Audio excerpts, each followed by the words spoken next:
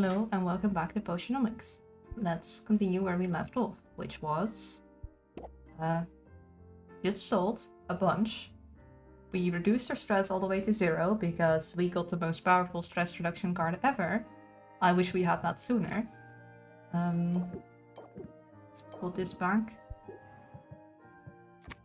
Let's adjust our deck a little more whilst I still remember what I wanted adjusting. So with regulated breathing, once we have it built up, we don't need to... Hello Delaque! Welcome to the stream, I hope you're doing well. Also, Aeon, I saw that. I can read past chat. How dare you? Hello and welcome back from dinner. I ate lunch, but thank you. Streamer knows. You're on thin ice. Be careful, or I might use your full name to reprimand you. I don't know exactly what I'll do except look at you sternly, but I'll figure something out. But yeah, he might... I'm not sure if I... See, the thing is, this is very strong once you have it going. But in the beginning, like, you can only get 2 stress reductions if you can play both cards at the beginning of the haggling session. So until you have it built up, you don't have a lot of stress protection. So I'm kind of hesitant to remove Unfazed.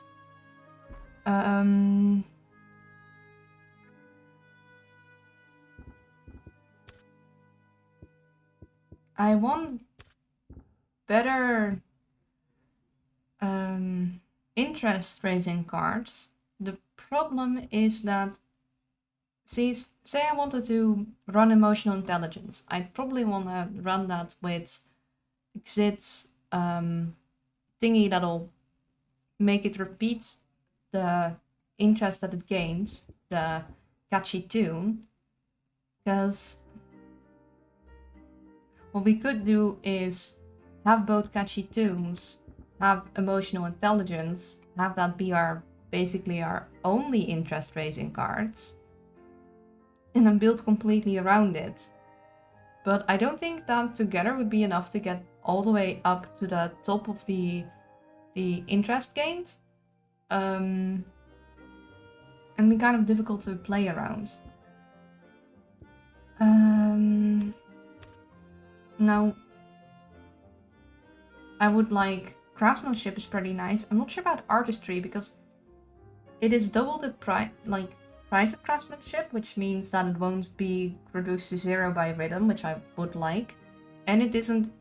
like, 2 of these would be better than 1 of these. I suppose this is stronger technically, but I'm not sure if it's worth it. Then the option is there to maybe have run Plant the Seed and Opening Act, or like many debuffs, and potentially also Fuel to the Fire, because it doubles the interest applied by buffs and debuffs. So this will buff that, and these are also buffed by sympathy, but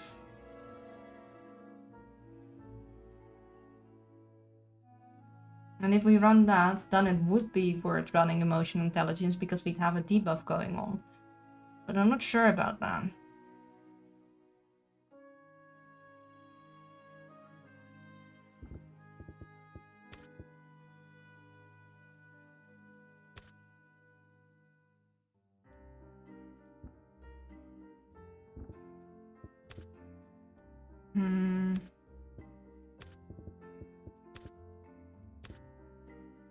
I think I'm gonna keep it like this for now, and because we're the next day gonna go out and gain more cards, maybe we'll adjust it then. We gotta check on our garden.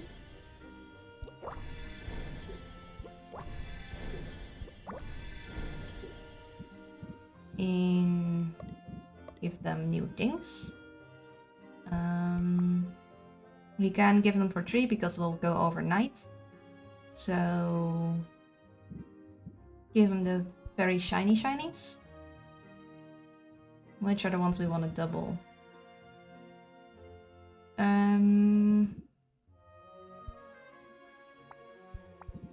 This potentially, that's a very shiny. This one also takes 3. Then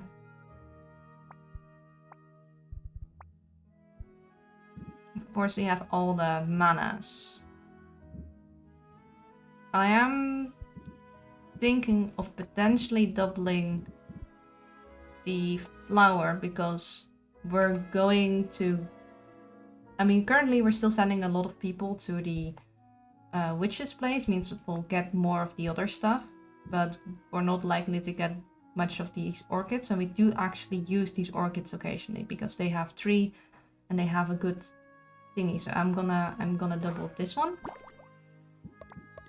Then I want to double this one.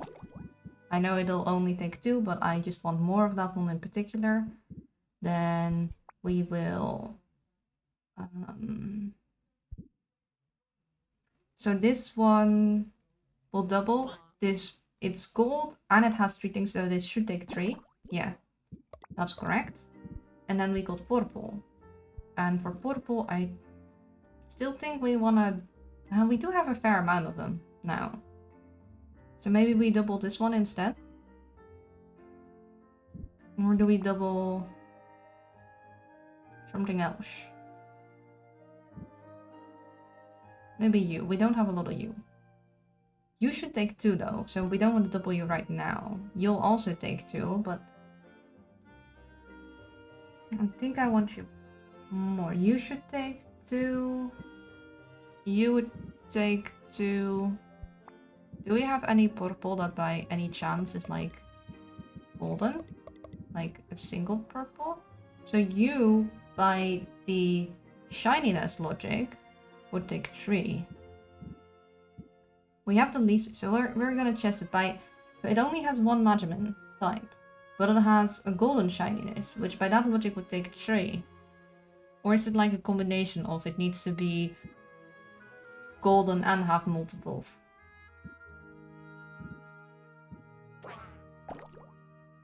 It is taking 3, so maybe it is if it's golden or things it'll take longer. So it isn't the Magiman types, it's the rarity. I see. We're gonna boost this because we want extra ones of those out of there. There.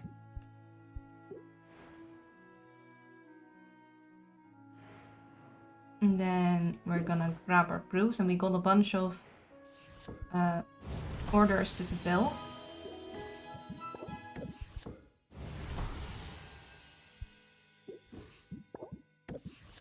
And we also might want to start working on our potions for the event, as well as potions for the next day, I suppose.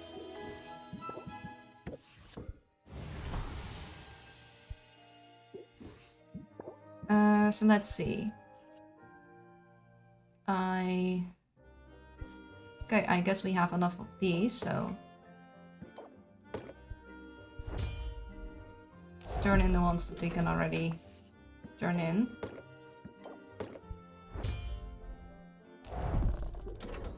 Then what else do we need? We need a Masterwork Tolerance Potion and Curse Cure with all the positives. I think we have the Tolerance already. We need a Masterwork Seeking Enhancer and Alertness Enhancer. Okay, I think we have the Tolerance, but I guess we don't have the Curse Cure. Let's check that. So, hold up. All the positives. Yeah, we have the Tolerance, that is all the positives, but we don't have the Curse Cure. So we need to make a Curse Cure that has all the positives. So let's start with that. Needs.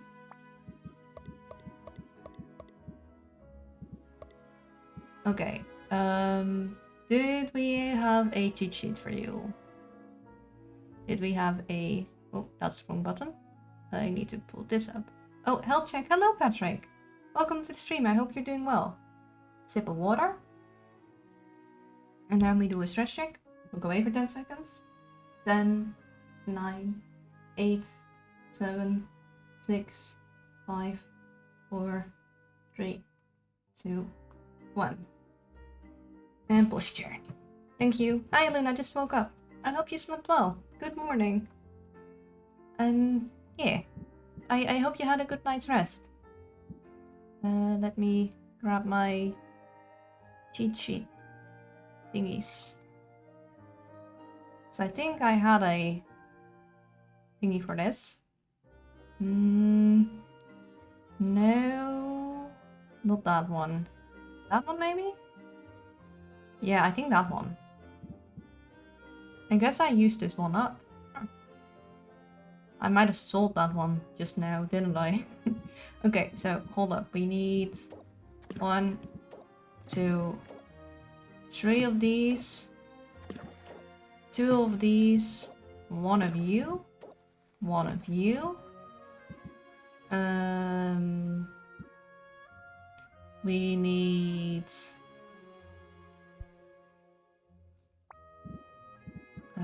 2 of you, then 1 of you, 1 of you.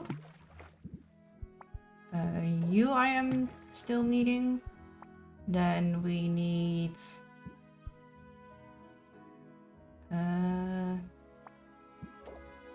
you and you. Yes. And that should be all the good traits. So tastes good and sensations good. It'll look good and sound good. And it'll smell good. And also look good. And it's balanced enough. So we're gonna go with this. We have some overlaps, but that's okay. And then we're gonna speed that up. So it'll go 1... actually... So what we can do is we can go out. We can't spend 1 time slot with someone, but we can go out, do some things, and then return.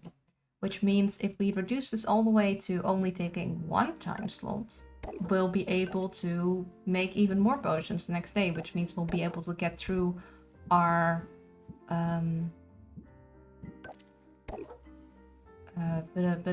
custom orders quicker. We're using one of the Imperium buds because we have a lot of those right now. I still like these so much. They're so pretty.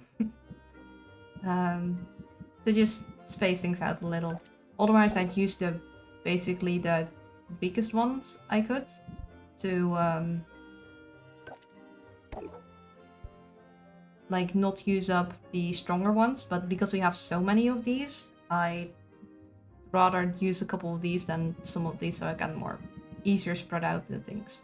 So we'll have this go in 1.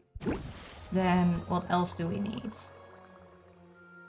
We need a Masterwork Seeking Enhancer that tastes good, sensations good, looks good, and sounds good. And as Masterwork Seeking... No, Superior Seeking Enhancer that has... Okay. We'll go make the...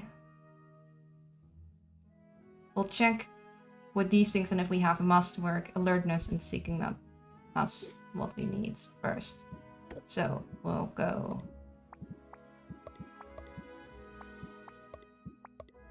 this, and then look here, and we have neither of them. So then we need to make a Seeking Enhancer that has that. So we need blue, yellow, and purple. And it would be easier if we just make the... Unless, let's double check if we have the other Seeking Enhancer. So that one didn't need to look... Yeah. So, and that's Superior. Do we maybe have a Superior? No. So we're better off just making a Masterwork that does all the ones, even though the other one needs Superior, because then we just need to use less cauldrons.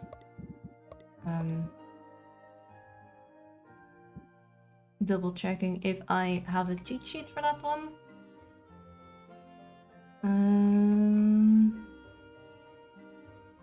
I think I do. That one... No, that one is just a strong seeking enhancer by the looks of it. Doesn't have all the positive traits. That one might be good, though.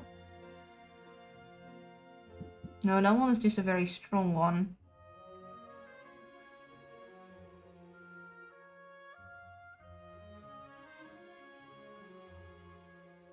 Yeah, no, I don't have the good one for this one still. So let's get started. Let's get the good trait stuff in first. So we want something that tastes good. Ooh, we don't have a sensation good for these. We need something that smells good. This smells and looks good. We'll use this one. We have more of those. Then we already have a looking good. So now we need a sound good.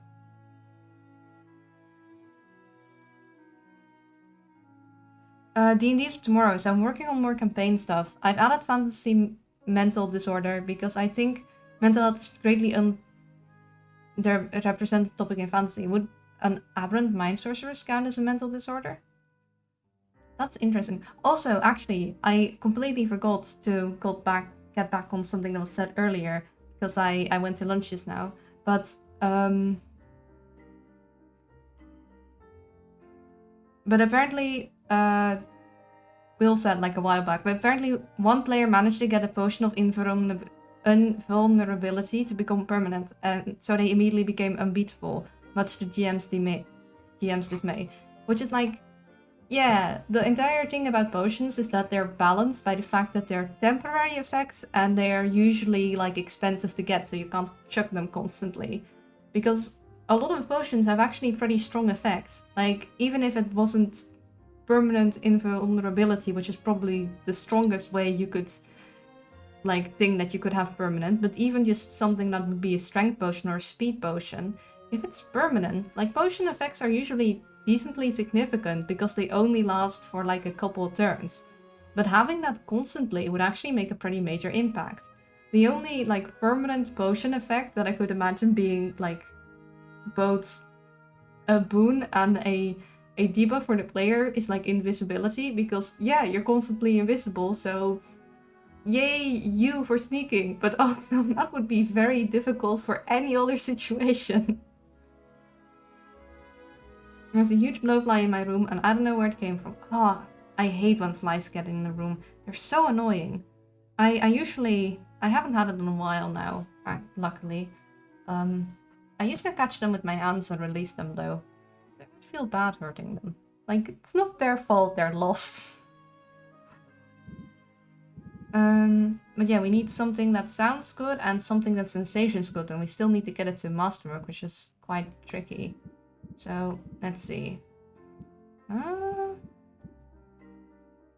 that's interesting. Of course, the modes do give that stuff, but I feel like this would unbalance it even more. This is the weakest sound good that we got. Actually, by chance, it also has the sensation good, which is what we needed. So this covers both things, so we don't need to add more to it. So we have smell and look good, we have taste good, and sensation and sound good. Now we just need to get everything up there.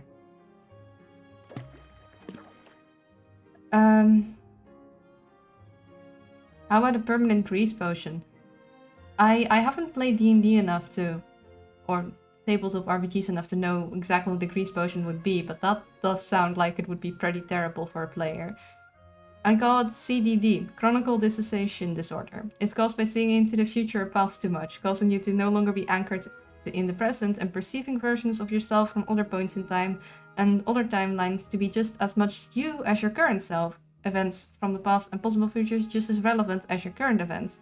Consequently, people with CDD tend to be confused, unresponsive, and erratic, as their minds are usually elsewhere altogether and their behavior reflects whatever point in time that is currently relevant to their non-linear way of thinking.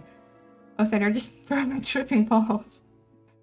I mean, now if you're tripping, I'm pretty sure you like see other things, but yeah, I guess from the outside, Like it would be perceived as very similar erratic behavior.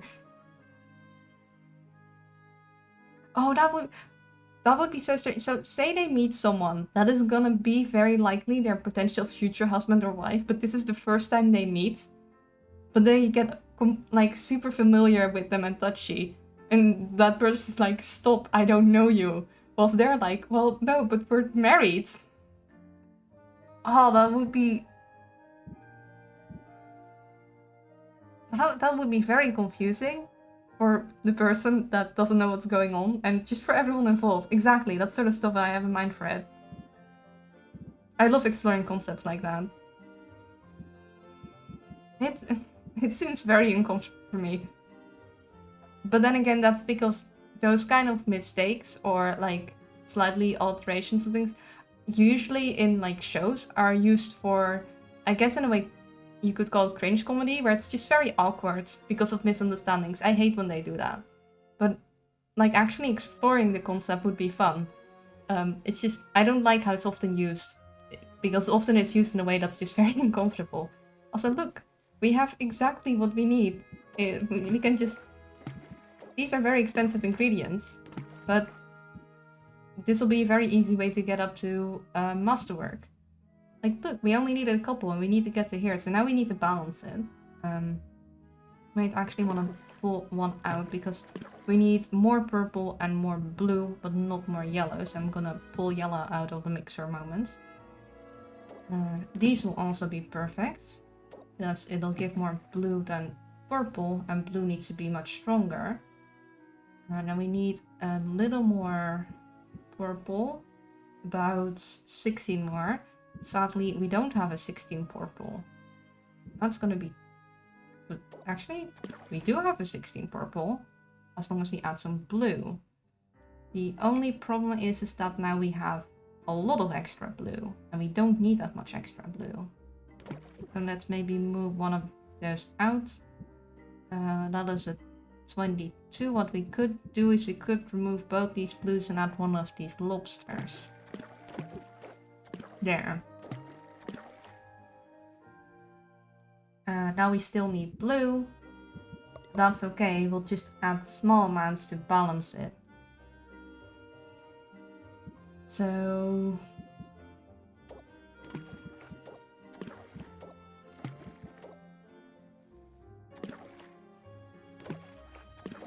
let's grab our calculator. I think we're gonna need that. So 186 divided by 3 times 4 equals 248. So I assume that without the rows, this would be perfectly balanced, yeah. But we need that in there. So because we have those 16 of the rows, it won't be considered perfectly balanced right now. If we'd have 2 more blue, maybe? Or we could do, like... Nah. No, it's not perfectly balanced enough for it.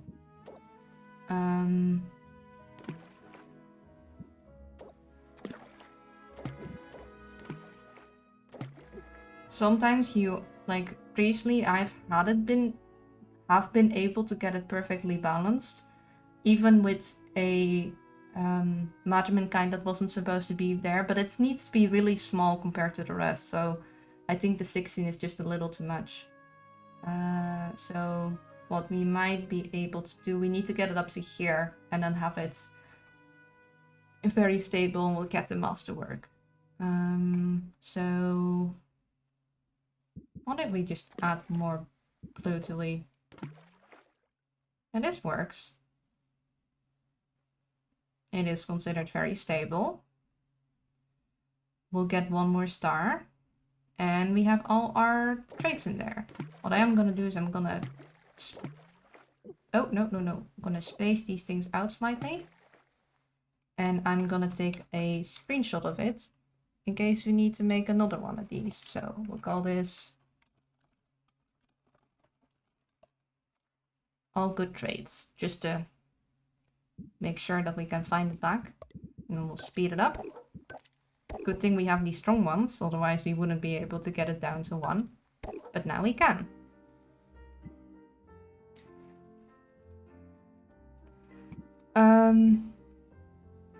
The most common treatment is mental exercise to not think about the past or future at all, focusing fully on the here and now and practicing mindfulness. The hard part is getting a patient to actually do the exercises since they are again difficult to get through to. Jacob imprinting on Twilight Baby is probably the main example of this in the media. I never watched it or read it, so wait, what? Don't babies usually imprint on adult? What? It's actually some of the concept used in Labyrinth of Galeria. The Moon Society would recommend it. It's a good dungeon crawler, JRPG. Two of the characters see into the future in their dreams, and only their prophecies for different worlds that's almost the same as theirs. And while it's handled with the same finesse in Twilight is, which only makes me want to explore it in a way that is actually done well. Makes sense. And yeah, I can't imagine that would be handled well. That sounds like... That's... I know it could be done in probably a far better way, but hearing that in Twilight just makes me worried about what the heck happened. I don't think I want to know. Okay, now we need to make the alertness enhancer. We checked these guys off our list, so Masterwork, alertness enhancer that has all these traits. Long story short, werewolves can imprint on who they believe to be their future partner. I think like everything Twilight's not explained too well. Space Brigade Jacob looks at a newborn, gets some wacky vision of future and is like, yep, I'm gonna marry that one, and it grows up. That is weird. I mean, yeah, once you're both very old, then age differences don't matter much. But it's weird to think when you're like an adult and then you look at someone much younger, like, yeah, we are gonna get married. But no. You know, I've heard the phrase cradle snatcher, but I don't taking it literally. That's a phrase. People are weird. Why? That doesn't seem right. Okay. Taste and sensation good. Then we need...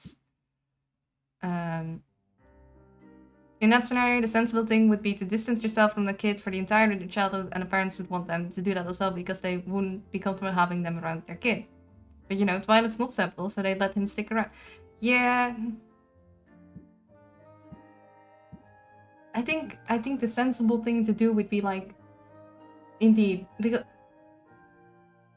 It'd be like, okay, I'm gonna go on a, I don't know, long journey throughout the world to get some life experiences, and I'll return in 20 years and then see what kind of person this kid became. And see if we're, like, compatible as adults. I wouldn't want to know someone as a kid. Like, if I were...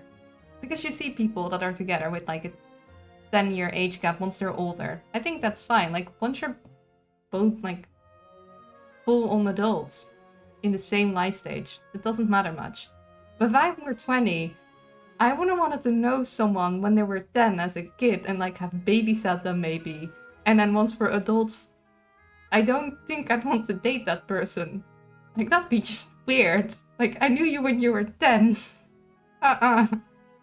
No.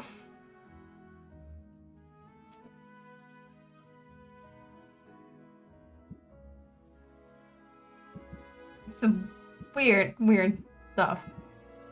Any case, potions.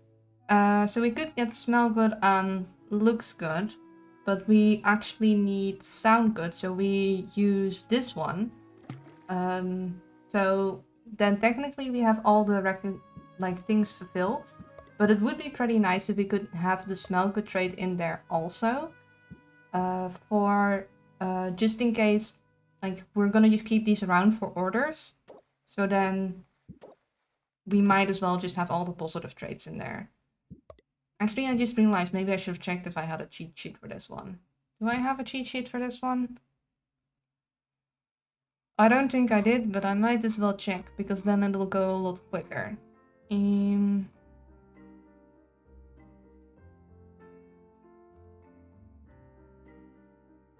Oh, I might. Do I have? No, that one isn't positive traits. Never mind. I don't. Okay. Anyway, getting back to what I was talking about before, what makes the Bob described disorder relevant to the game campaign is one of the antagonists have it. He was a diviner tasked with predicting and preventing disaster, but upon developing CDD and seeing the future where he was convinced into promoting this disaster rather than preventing it, he was convinced in the present as well, so he's a doomsday cultist now. But wait, hold up. But if he's convinced in the present already, then wouldn't the future event already be negated because he wouldn't need to be convinced anymore? Or I guess it's possible futures, so he just kind of sped up the That is confusing. Time shenanigans are confusing.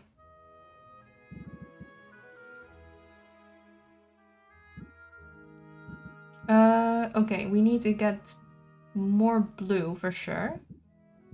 So let's try and get blue and green balanced first. That'll be... Oh, this might work. We need 11 blue though.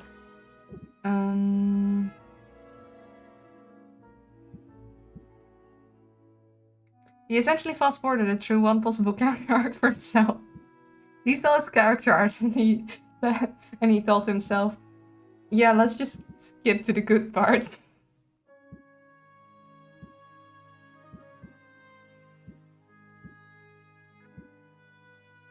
No, I don't want to sit through all this. Let's just fast forward ahead. No.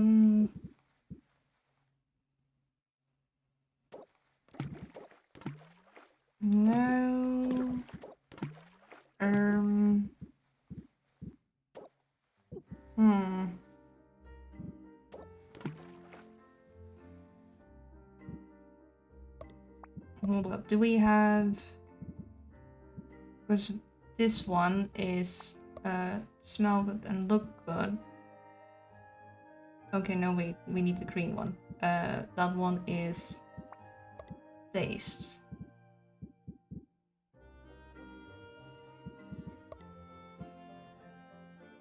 We could... Oh, replace this one with this one. That'll bring them closer together, but I guess it would be easier to balance when they're like 77 and 66, because things go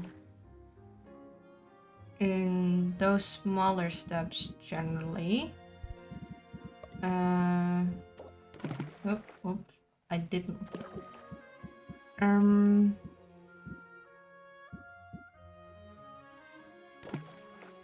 So I need 11. I definitely don't have an 11, I don't think.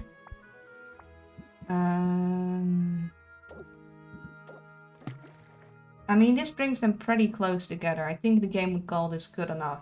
So now we just need to get yellow in there.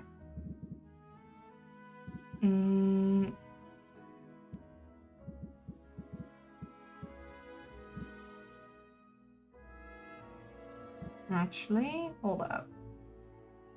If I add this one, maybe we'll balance after that one. So we'll remove this one for now.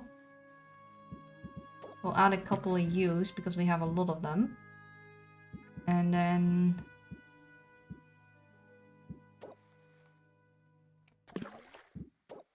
maybe some of U's. We need only up to here, so actually we can go a little easy. Let's remove those. Get some of the beetles in there.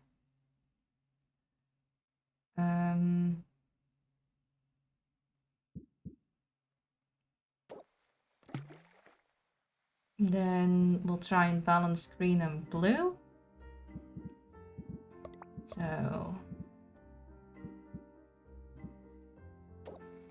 you'll help for certain. I guess you're a weaker version of you, though. Maybe add you in there. Get one of you out of there. Then difference.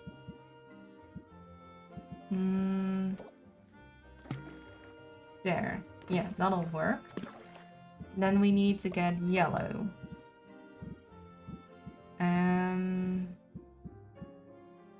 I guess you're the strongest neutral yellow. We could use you, but I'd rather use the neutral one instead of the one with the positive trait in case we don't need it.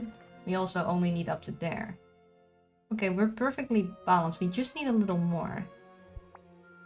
Would it work if we... Okay, now we're a little stable. Or now we're very stable. We want it perfectly balanced if we can. Oh. My mouse is being weird. It didn't drop it yet. Dude looked up spoilers for his lifetime.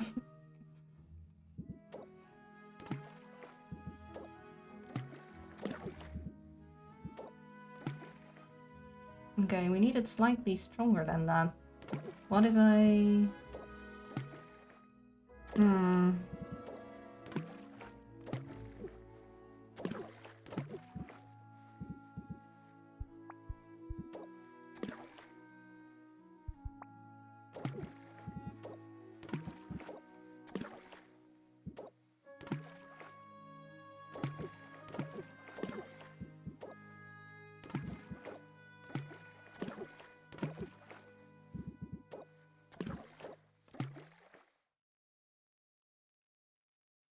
So 246 is perfectly stable, and this is not anymore, but we need a slight bit more.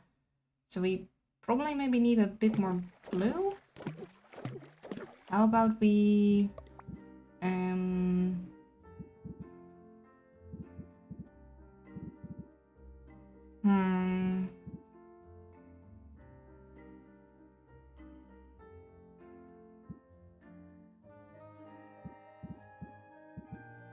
So we just want a little more of both green and blue, but like very, very little preferably.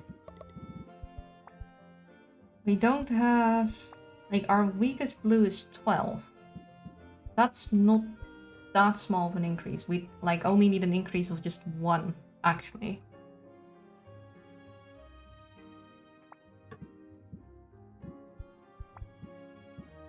And unlike green, red, and yellow, we don't have a blue that is 4. We could do... Then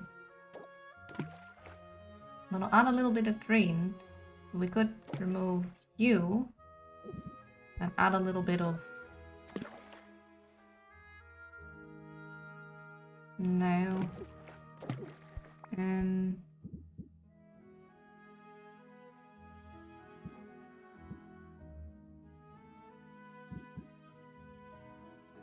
Two of these would be more than one of these.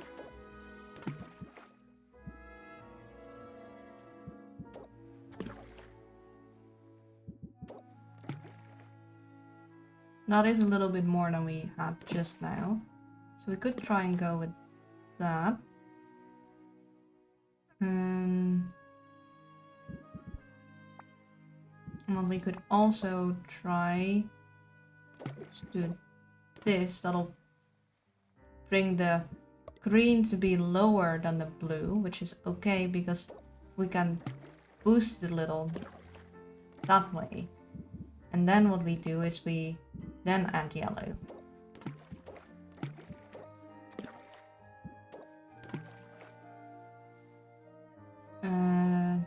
I don't exactly know how much yellow I need. Let me... Calculator time. 188 divided by 3 times 4 equals 250. That's a fair amount of extra yellow. Hey, they're calling this good. So we'll call this good. So we're gonna take a screenshot of it in case we need to make it more.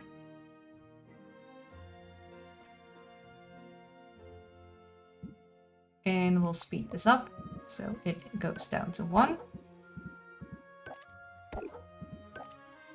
There we go. And then our next one.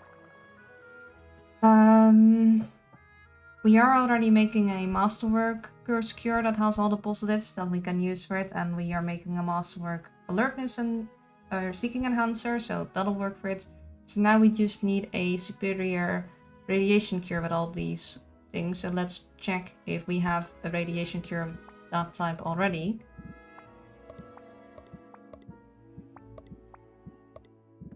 And we do not. I didn't think so, but... So, superior radiation. Let's go, radiation. And then... And we need it... Oh, we need it to be purple and yellow. That's gonna be tricky. Because I don't think we have most of these positives in the... So we'll add yellow. We don't have the sensation. Do have the smell for purple and also yellow. In this case, we could... I mean, we might as well add one of these. We don't need looking good, but we can add it. Oh, wait. Well, that'll be overridden, so how about we add you instead then? And then add you.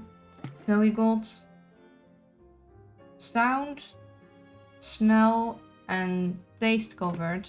We do need sensation now. So I'll add this. It's the weakest sensation we have, so it shouldn't mess with the balance too much. And now we just need to bring it up to superior. Okay, so technically if we go about there, we'll be good. Actually, we're very stable. We might not be able to get enough measurements that it'll discount these for.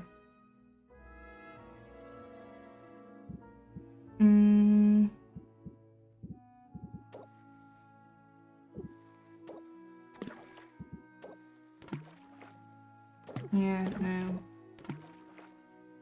Get it up to there.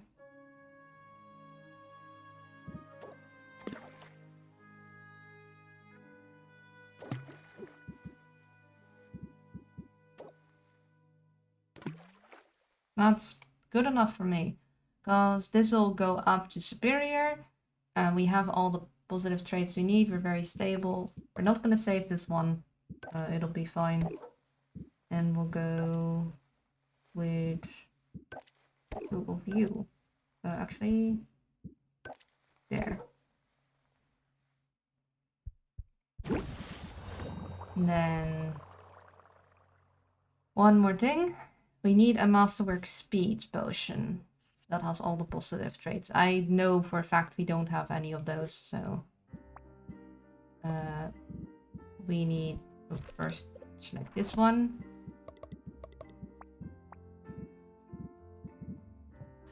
And it needs to... Okay. Taste good. Sensation good. Okay, we don't have a smell good. We do have a look good. So we need to get a smell good. I know you. It's the smallest in balance we can get. Wait, that's thunder. What? I wanted speed. Whoops.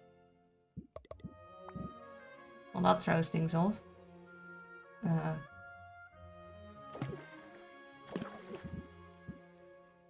Let's redo that. Okay, so we need a taste good.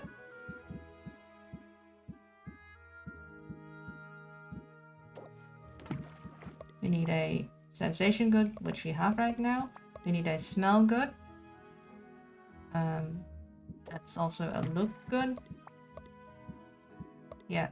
So we got smell and look good, we got taste good, and we got sensation good.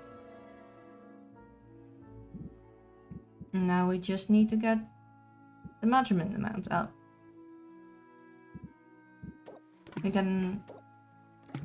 Actually, I don't know which we can buy more of, these guys or these guys the most. But we have the most of these guys, so I guess we'll start adding these.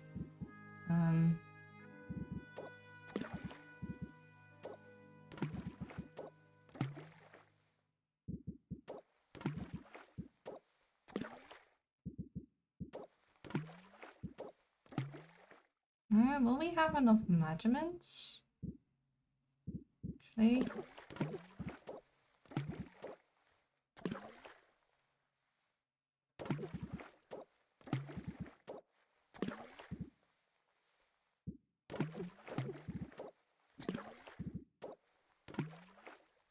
Okay, we're up to superior.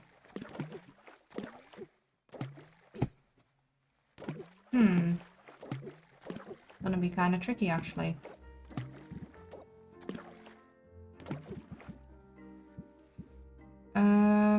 This would make it sound bad, but we technically don't need it to sound good, but we'll try without it for a bit. This is gonna be tough. Can we get a stronger celestial ore in? We'll replace this one just for that little extra boost, because we're gonna need it by the looks of it.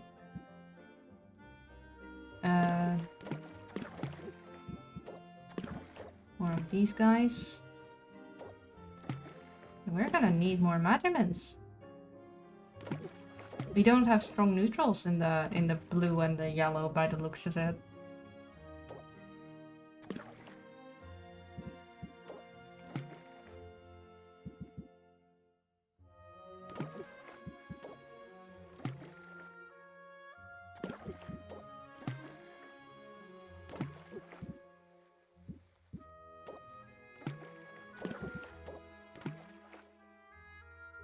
Yeah, I'm not sure how to get this. Wait, did it need to be superior or masterwork?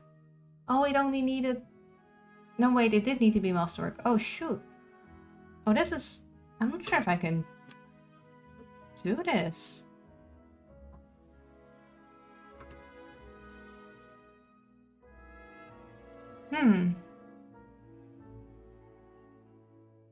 Well, this one also gives taste good, so I could replace that one.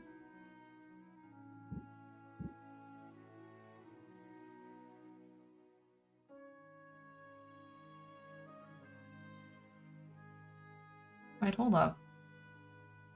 This one is a smell. This what? Okay, taste good. Smell look good. Oh wait, that was the sensation good, wasn't it? Was it? That wasn't the sensation. This is the sensation good.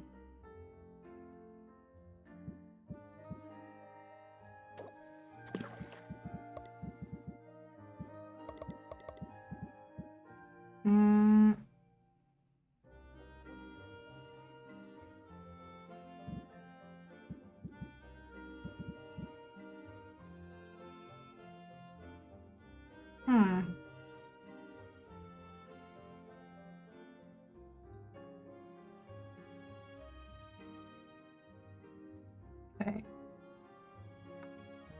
This one is only 22. I technically have the look good covered. Do I have anything else that smells good? No, that's the strongest smells good I got in this type.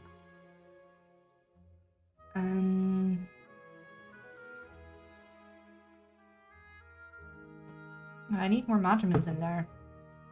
Okay, hold up. I need smell good and sensation good. Okay, I mean, that would cover it, but that would add a bunch of other measurements too.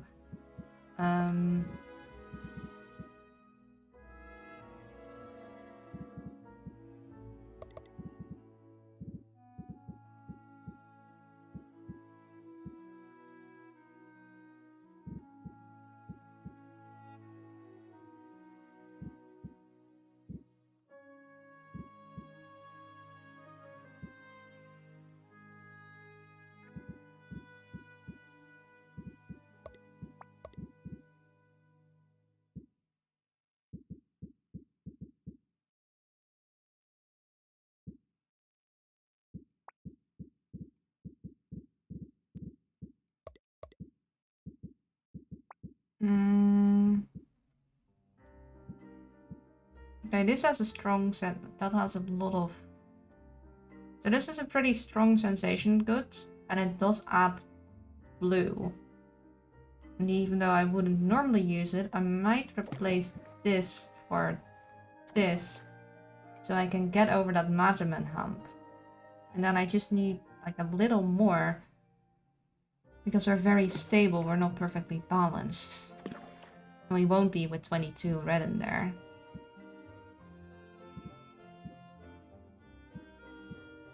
And I doubt we'll be with 16 red in there.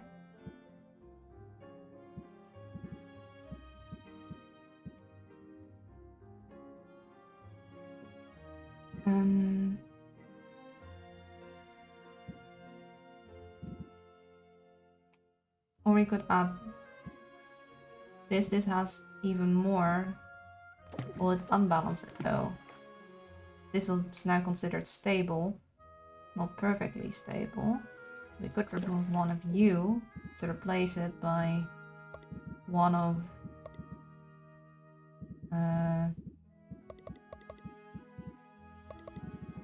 you, which is very stable again. We still need more measurements. So we could replace this one by just a smell good, and it needs to be a strong smell good. We don't need it to both look and smell good.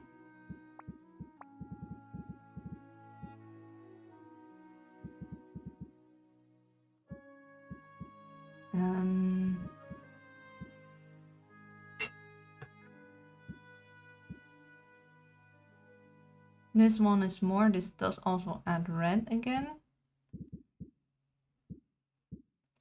But it does add some yellow. It adds less yellow than that one though. This one also adds yellow. Now it's only stable. We have enough. We need balance though.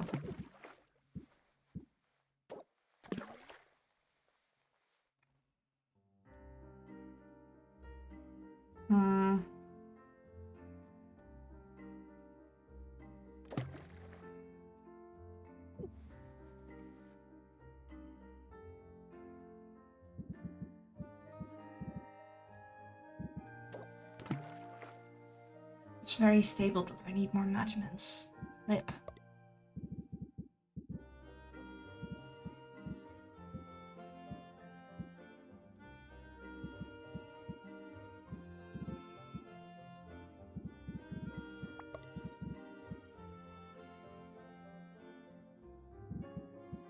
Maybe we do want this one instead. Because it does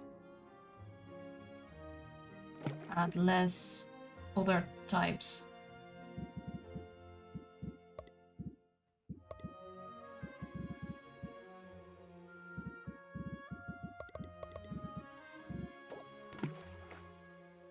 It's very stable. We need more.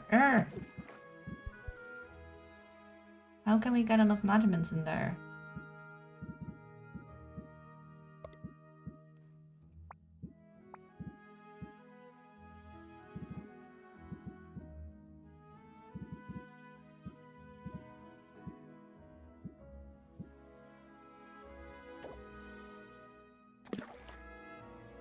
That adds quite a lot of measurements.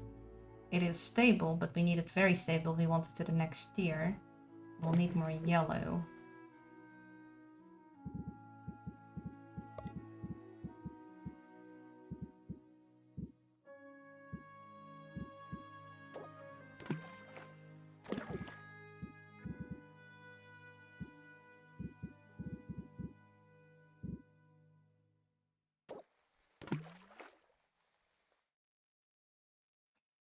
I mean, this will work too, I guess.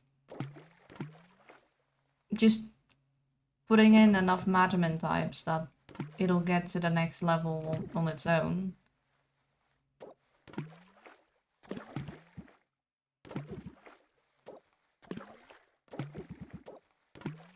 So, it is stable. We might get an additional star, but we probably won't. It is up to masterwork. And we have sensation good, we have smell good and look good, and we have taste good.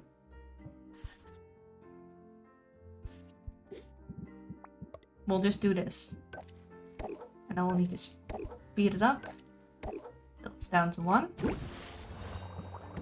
And that's all the ones that we needed. Oh, thank goodness. Then, what do we want ourselves? We ourselves probably want... Oh, let's first cancel all that so we can actually see what we have. Potentially more radiation tonics. Potentially more sight enhancers.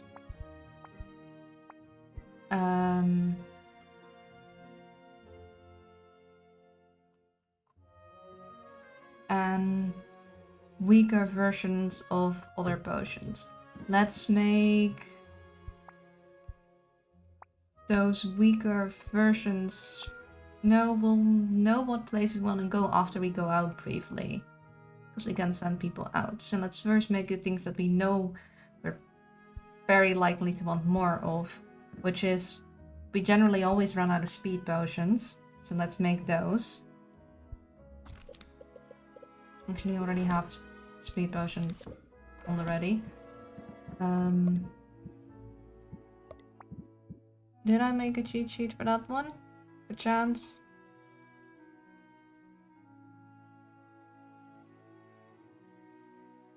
Yeah, I believe I do. Let's see. So, 1, 2, one of these. One of you. 1, 2, 3. 1, 2, 3. And there we go. And also speed that up. Let's grab some of you.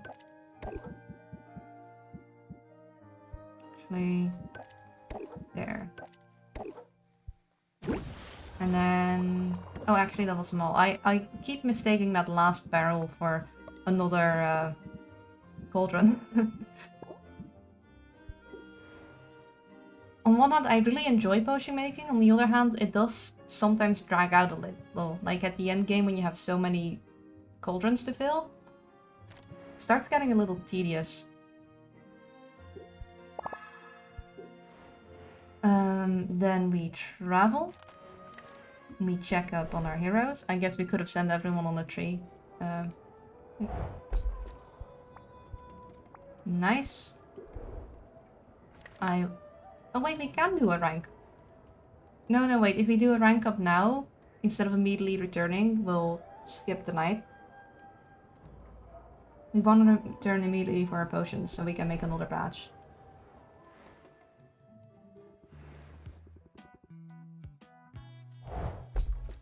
Nice, nice. I think I'll send you actually back to the trader again, because we still have the... Oh, we forgot to count how many ingredients Corsac brought back. We were gonna do that to see if he actually brought back 39. Oh well.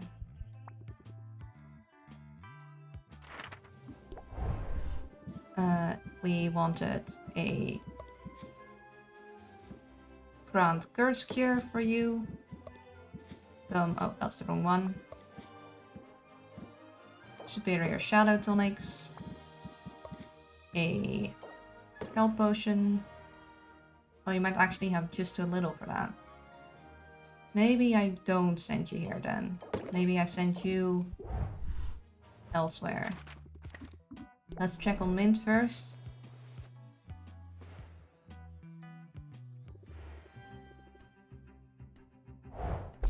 You brought back, let's see. 10, 8, 18, 36, 43, 47. What? Okay, 4, 4, 4, that is 4, 8, 12, 20, 30, 37. That makes more sense.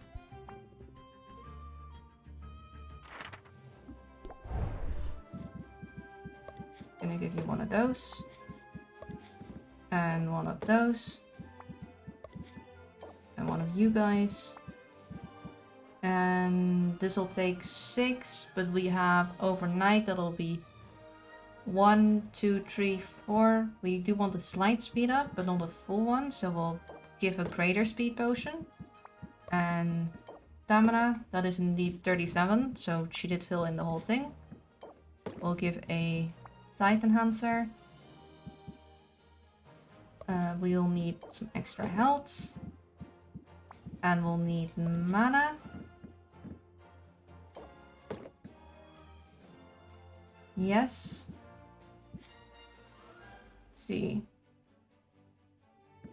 Later. Then we could technically have an extra searchy thing, but I think we'll just leave it as is.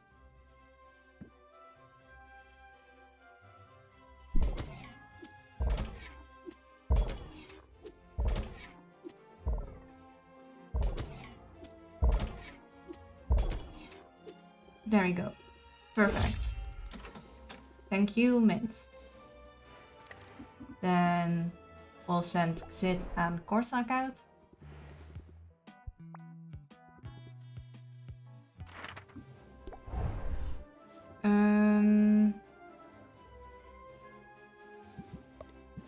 I guess I could send you with the superior curse cure, even though it's a little too strong. Yeah, I might still do that.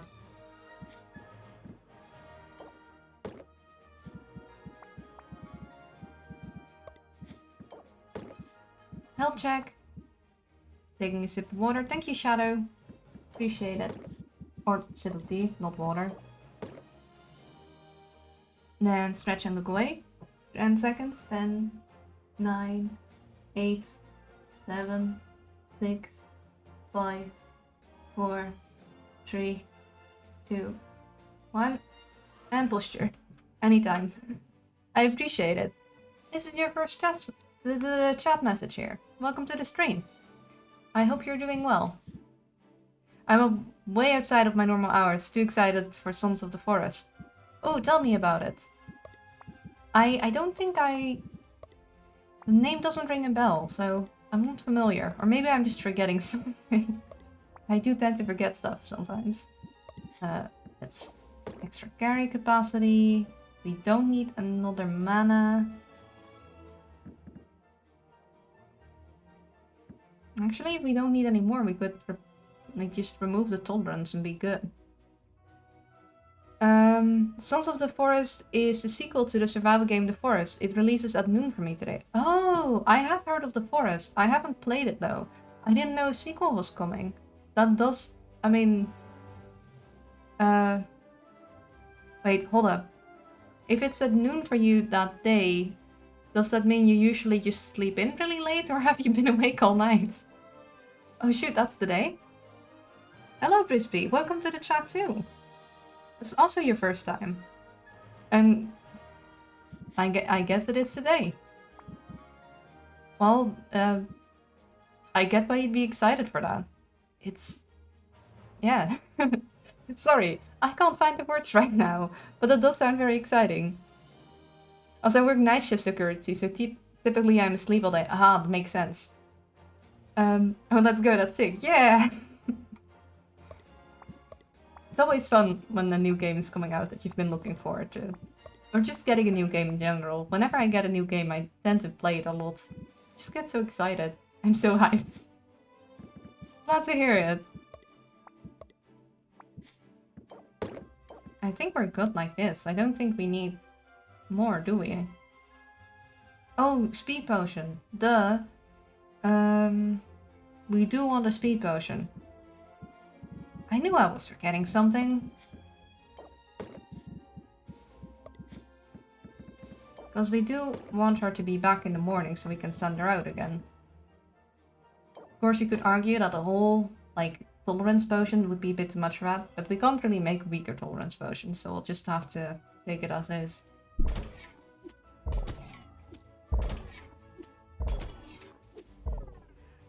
Also, I don't know how I came to follow you, but I think it was either Fox or Vamp. They are the only raids I wait around for to go out. Well, I'm glad you're here. Thank you for the follow, I appreciate it. I hope you enjoy what you... like, the vibe so far. Don't, like, feel obligated to stay if you end up being like, this isn't my kind of vibe. That's perfectly fine. But, yeah, glad to have you. I'm glad to hear that you got something fun to look forward to. I have like 1500 hours in the forest. Oh no, that's all.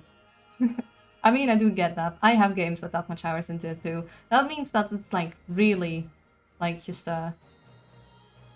like added to. Wow. Words today. Last stream I had my internet buffering. Today I seem to have my brain buffering. I'm very sorry.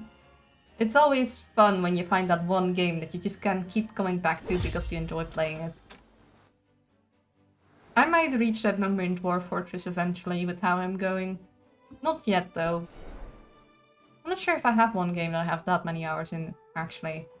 Like, I got a couple hundred hours in some games, but 1500? Actually, that's a lot of hours. That's like a lot of them.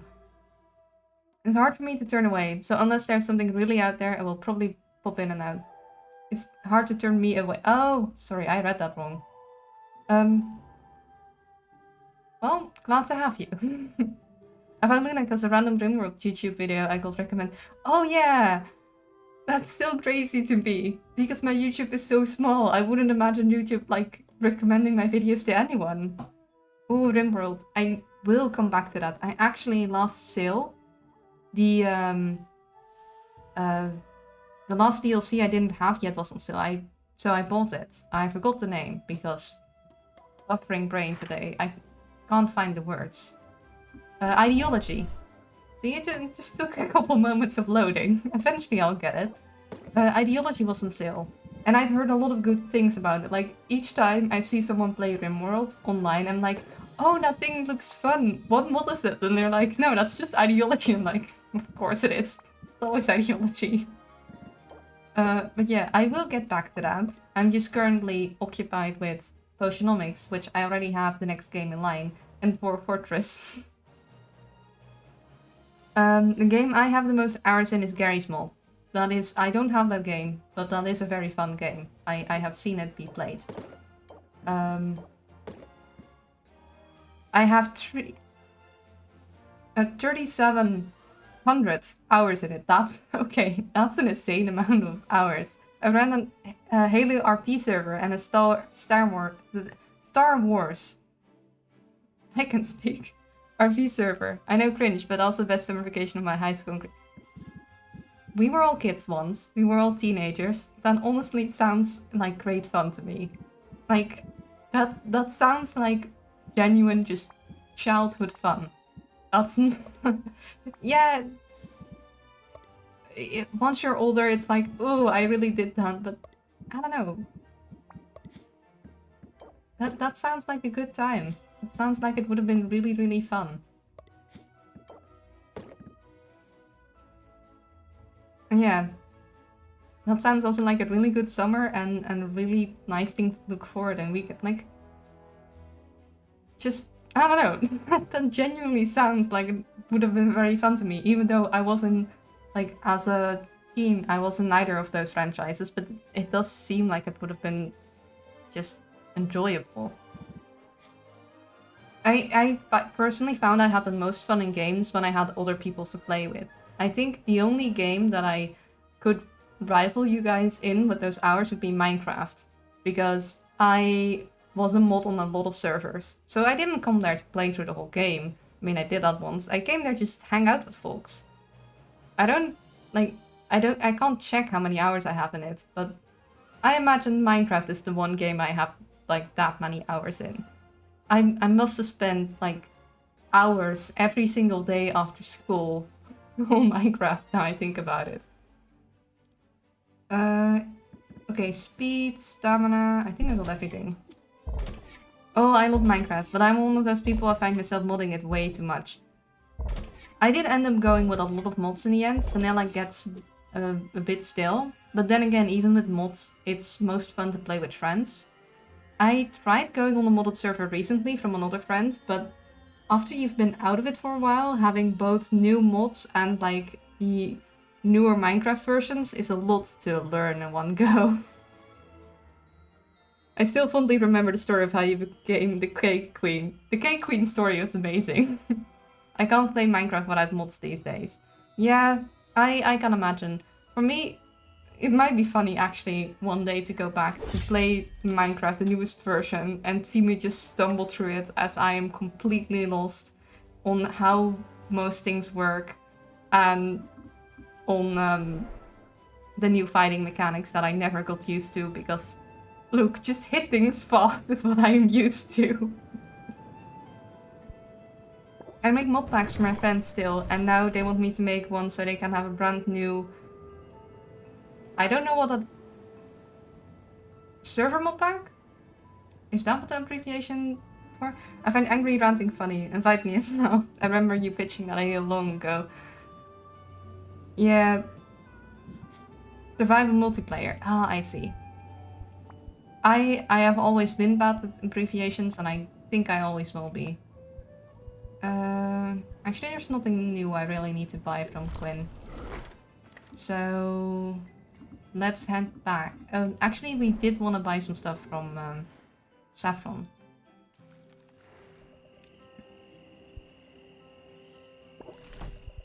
Because we were kind of low on these guys.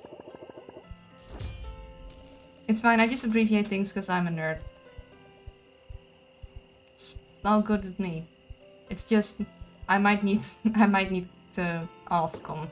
Like, what does that mean? I've always been bad with abbreviations. And I think I'll probably never really... Like, even in Dutch I'm bad at them. And that's my native tongue. Oh my goodness, thank you for the subscription! I really appreciate it. That's really kind of you. Luna's well aware that I really do not like the contemporary Minecraft. Yeah.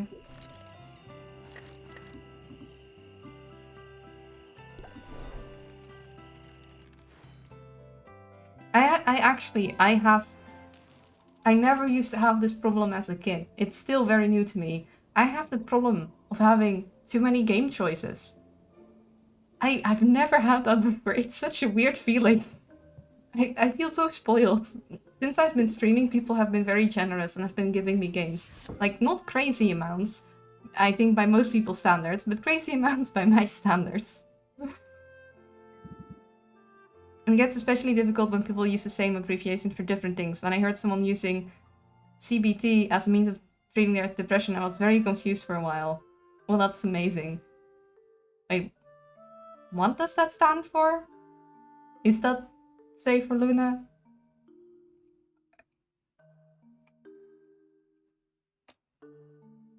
Should I make that one a follow emote, actually? I feel like more people should be able to use it.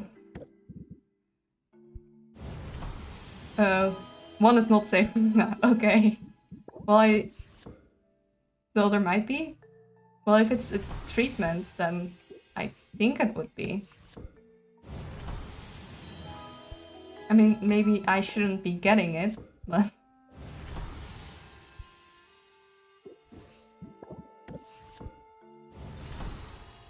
It's a very pretty potion bottle. I do like it. But we never need a must-work potion because we never need to speed our adventures up by that many time slots. Cognitive behavioral therapy is the same one. Oh, I see. I think it involves the devil. Devil's lettuce. Oh, wait. Hold up. So, like, weed? That's legal here. Sort of, in the Netherlands. It's complicated. No, that's CBD. This is why I don't abbreviate things. Stuff gets confusing real quick.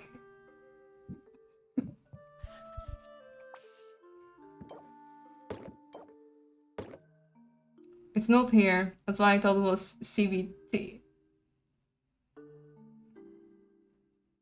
I see.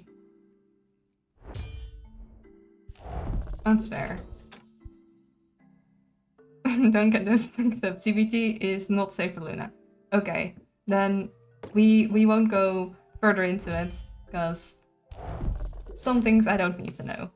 I can't get weed here, in one of the lame states. I mean, here it's a little more complicated than just its thing. It's not fully, it's like tolerated. It's actually kind of confusing. I've never had to worry about it because I personally wasn't interested in trying it. Also, you can't try it anymore if you come here as a foreigner. Like, those rules have been restricted way long ago.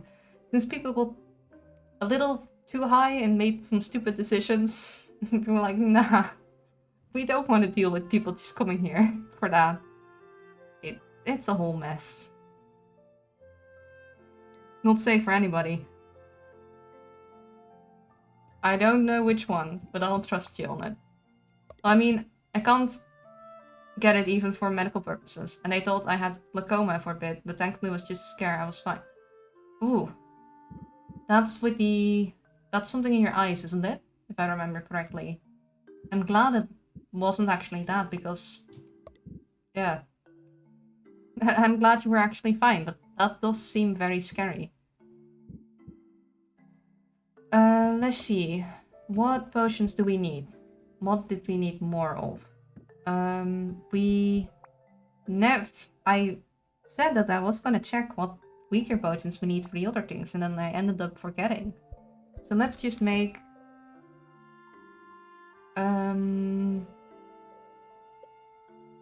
more strong speed potions. Because if we're gonna send people out all day the next day, we're gonna need more of those. And I'm fairly certain I have a cheat sheet for that one, so I can get through those pretty quickly. Is it here? Yeah, that one. Let's see. So one of you. Two of you.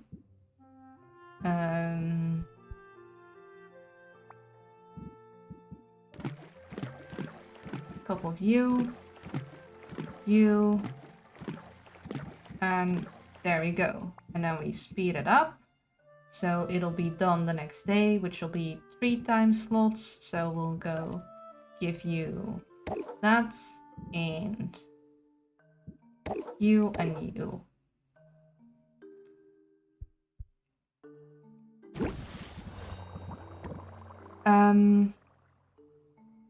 Well, I mean, no wait, it's terrifying. I thought I was gonna go blind, then the specialist was like, don't go to that clinic again, they're completely wrong. The fire is friend-shaped. Yes, the fire is friend-shaped and you can feed it. It's so cute. He's just a little guy, yes. His name is Combustifer. It's so adorable. Then what else? What else? We usually also quickly run out of stamina. Currently we have a lot still, but we can go for more stamina.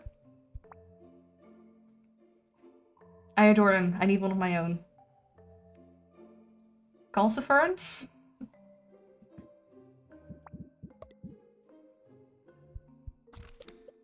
Yeah, just make sure not to overfeed him. He gets grumpy if you do that.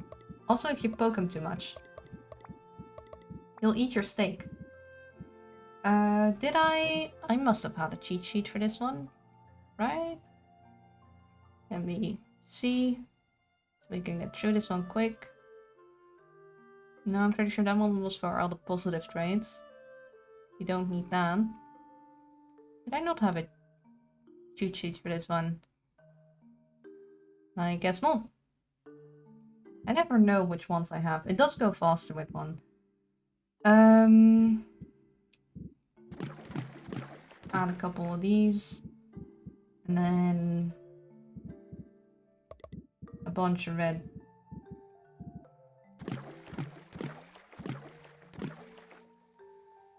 We need it up to here. So probably need a couple extra of you. Actually, we're fine. So maybe remove one of you. Add more red. Okay. We're already pretty strong, so we need less. So we'll get one of you out there. Add a couple of yous. Now we need a little more. That's a bit too much.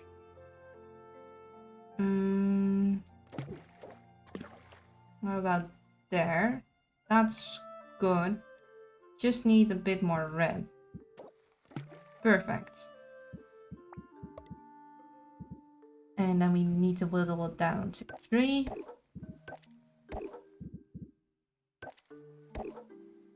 there. I just want to hug him while in a fireproof suit. He reminds me of one of my player's characters in D&D. He's a slime named Goobert, and he just gives adorable slimy guy vibes. No one in the party believes Goobert can't do wrong. He's too adorable. Aww. Slime buddy. Actually, it's funny that you mentioned specifically slime, because after Potionomics, I'm planning on playing Slime Rancher 2. It's one of the games I was gifted. It's been on my list for a while, like as in, I want to play this. So that's also partly why I'm, instead of today doing Dwarf Fortress, I'm doing Potionomics today. Because last Sunday, my internet just refused to let me stream. So we're making up that time and trying to get to the end of Potionomics. But I'm kind of slow with making potions. I'm not sure if we're gonna get to the end today. Yeah, they feed him stuff and he can absorb it to gain up. Oh my god, Dwarf Fortress? Yeah! I play it every Thursday. I really love it. Officially my new... Oh, thank you. I am very addicted to it. The only thing that broke me out of my Dwarf Fortress addiction is my new addiction. Like, because I've been playing it off stream on my own, like, a fortress. It's because my last fortress died to FPS death. After, I guess, too many waterworks experimentations and, like, a lot of animal husbandry, and apparently that does add to FPS even once you, like, slaughter the animals. So it started to, like, hover consistently around 20 frames per second, which starts getting a little especially if it starts dipping down from there. Yeah. Once I started my new fortress, I was like, oh wow, things move so fast. I grew up on 20 frames per second. Same, but like, eventually you get used to things being faster. Didn't go past 30 till 2019. Yeah, I didn't play Legacy version very long. I didn't get very far. But yeah, back then, it wasn't as... FPS is the killer of most fortresses. Yeah. And then a couple mega beasts that had fire and like...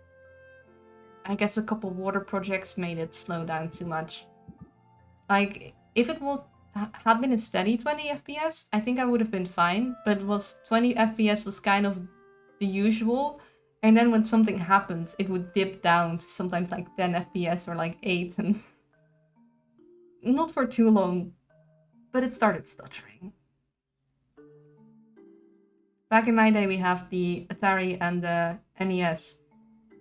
I didn't play on those, but mainly because I got a game, like we got a Wii eventually, but before that we didn't have any game systems. I did play on the computer really early though. Like, there's a picture of me behind the computer at 3 years old. What was I doing? We did just make a stamina potion. I get distracted too easily. But my new addiction is another game that I've been gifted. It is... what was it again? I forgot the name. It has a really long name. Something Divinity Original Sin 2 Definitive Edition. It's like D&D, but alone. Because I can't find a group. It's been very fun. It's just me. And me as my party members. Divinity is amazing. It's been very fun. I was like... At first I wanted to play it with someone, and I was like, nah, I'm just gonna do it on my own. Because I can't find anything D&D related to do with other people. And now I've sunk like 3 full days in it where I was gonna draw, but I didn't because the game. I've been having a lot of fun with it. Let's make some weaker ice tonics then. Let's try and get this ball rolling. That's the wrong order. I want to... those things.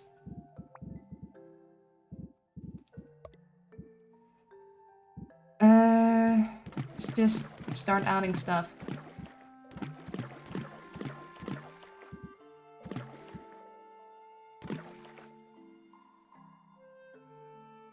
We could make it a little less strong because...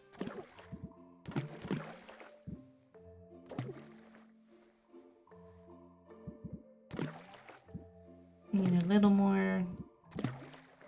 There we go. Perfect. We'll call that good enough.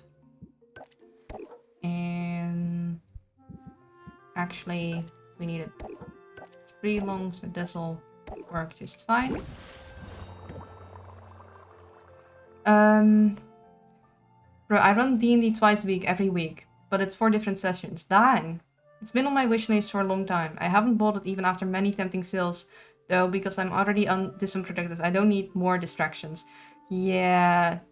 Yeah, it's a very... It looks like a very in-depth game. I honestly, I think the only thing that could take more of my time would be if I were to get, Factorio. I think then I'd be completely lost. You wouldn't see me for months. I say while playing Toshan all bi-weekly. I'm unfortunately the forever DM. I'm a forever DM too, but I have embraced the curse and now I prefer DMing to being a player. I have both DM'd and been a player, but in very sparing amounts in both regards, so I might have read the entire book, but I haven't actually got the play experience to say I'm experienced with D&D. I'm the forever cleric.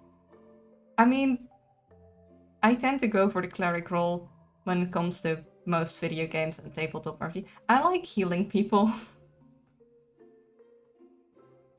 Look, I love both, but next time I play I'm being a clown, a bard clown.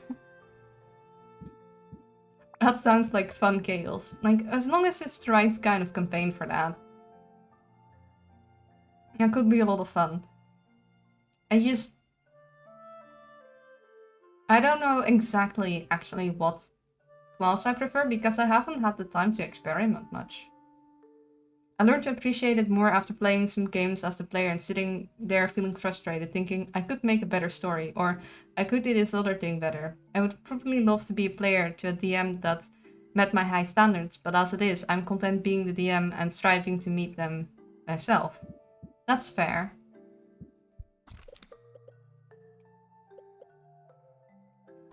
I don't think I'd have that issue because I'm not experienced enough as either a player or a DM to be like, I could do this better.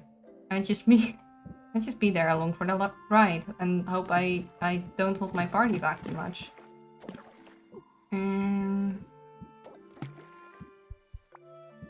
Let's see. Let's add a couple of you. Bring it up to about there. Get a couple more of you. Actually, I need that to be blue so I can remove a couple. Add some blue. Let's not add too many of those. Let's switch it up with what blue we use. Scrap you. Maybe you.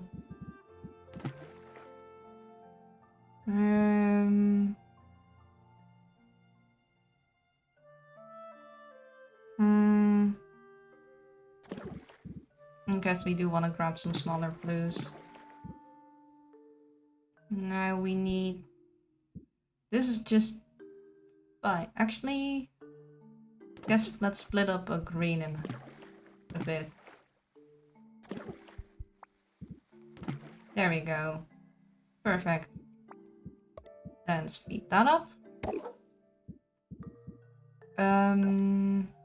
To 3, so actually let's go with this. And then 2 more. What else do we maybe need? Actually we need more grand curse cures because we're completely out of those. So we could make a couple of those already. So let's see. We need green and purple and yellow. We kind of want to save on these guys for a bit, so let's use a couple of views. I think this would be about right, and then we need about 164 of both green and yellow. So let's put a bunch of this in there. We need only a little more yellow. So let's grab a little more yellow. Just a smidge. Smaller smidge. Bigger smidge? There, perfect. If my quick math was correct, that is. I'm not very good at quick math, so that's already too much.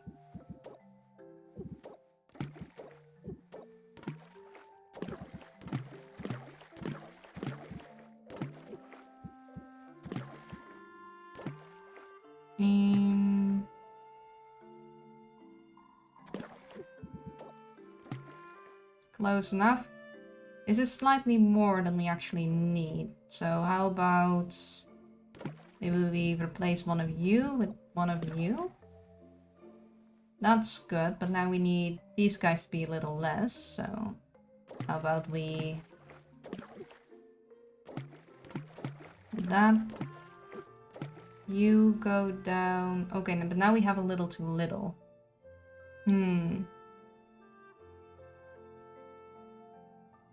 One of my campaigns right now is a magic academy. We have 2 healers, a wild magic sorcerer, and paladin, and a bard. Only 2 of them are any good at combat. Oh, and an artificer, but he uses bombs.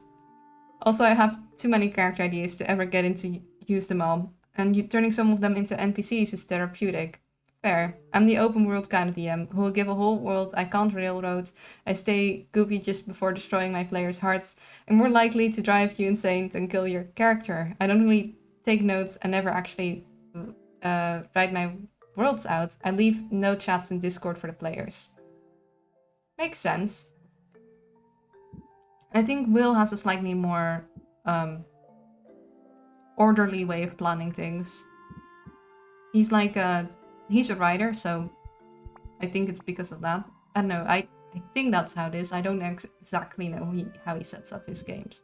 After all, I'm not a player in it, because time zones and the fact that I don't actually do well when having a lot of social stuff going on.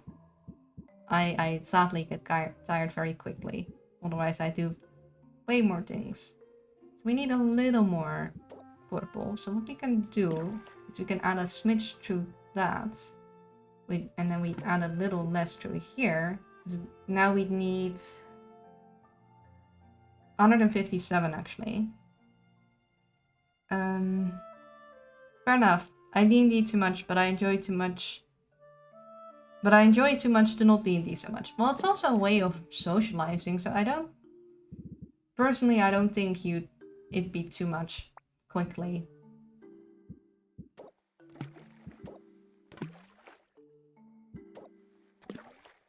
And then we need a smidge more yellow.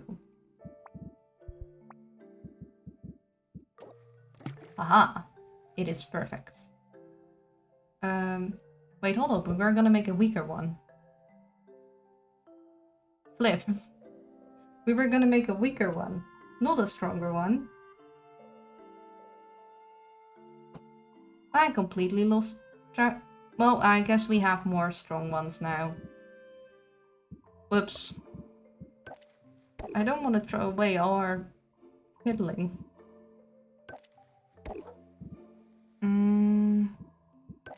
There. Okay, take 2 of making a weaker curse cure.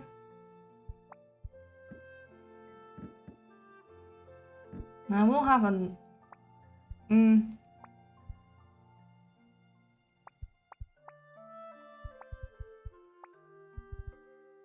We have a lot of curse cures lying around then, though. Maybe make a weaker version of something else. Did we make the weak versions of the... Yeah, we did make a weaker poison cure already. We could make a weaker... silence cure? Somewhat. My methods of storytelling in tabletop RPGs is mainly promoting story opportunities. So I'll write out stuff that goes on in the world, characters, locations, and different ways in which they interact and things they need. And story tends to write itself from there, though I tend to prepare for the most likely scenario, so I don't get flustered and make stupid knee-jerk decisions. Fair. I mean, it sounds like, from the stories you tell me, like your story flows quite naturally, but then again, that might be the retelling it. I think I'd have a hard time improvising, like, because you can't fully predict it, so fully writing it out would be hard. But also, like, what if a player does something I didn't expect? Me, but I did improv for 4 years, so I never write. I'm also running one game that uses a module and one that doesn't. Of course, the former we haven't played in way too long. Yeah, I tried running a game from a module a couple times, but I actually found it a little more difficult than when I just made stuff up myself, because I don't know, I guess maybe I tried to have too much of the module prepared at once. Like, I tried to learn as best as I could what would happen, but of course it's only like a guy. I don't know.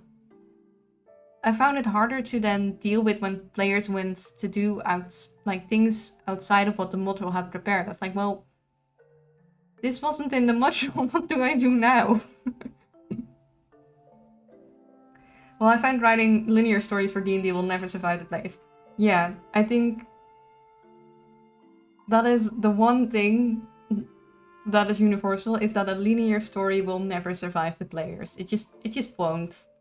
It's not gonna hold up. Okay, let's just try take 2 of making a weaker curse cure. Whoops. So again, we start with the purple because that is actually greater is strong enough. We start with the purple because that is the hardest to balance. And then we add yellow and green as we go. We have a lot of these, so we'll add a bunch of this. Get started.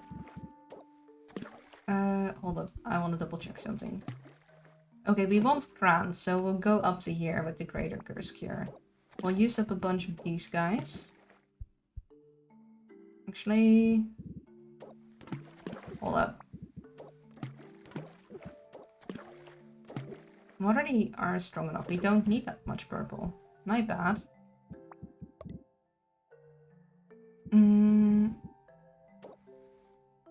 How about... Oh, but you add a lot of green. I can use a couple of U's.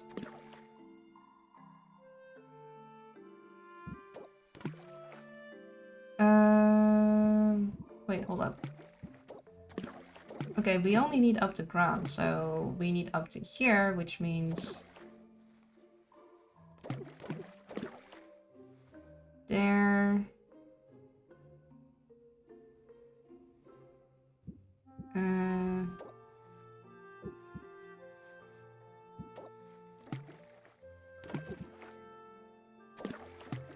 This actually adds a little too much yellow, not enough purple.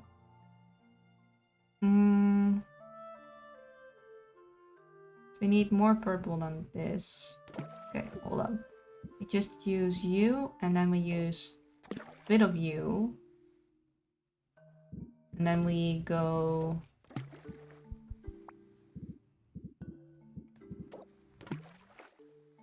That's already strong enough, and we need to fill that in. So we're about right, at least with the purple amount. Right? Okay, hold up, calculator time. Divided by 2, 56. So we have exactly enough yellow, and we have too much green.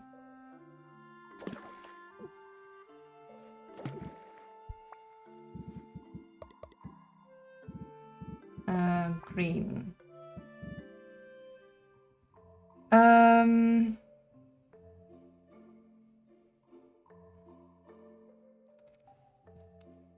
Oh, and a strange, ominous glowing goo? Going to detect magic on it? No. Just gonna go... just going to jump straight into eating it.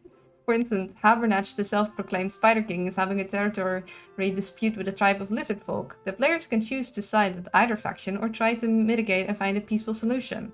And I write the challenges and rewards for each.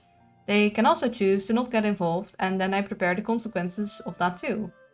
Me and my friends are playing the Lost Mine of Phandelver module. Our DM has done a good job of planning ahead of our being dumb about everything.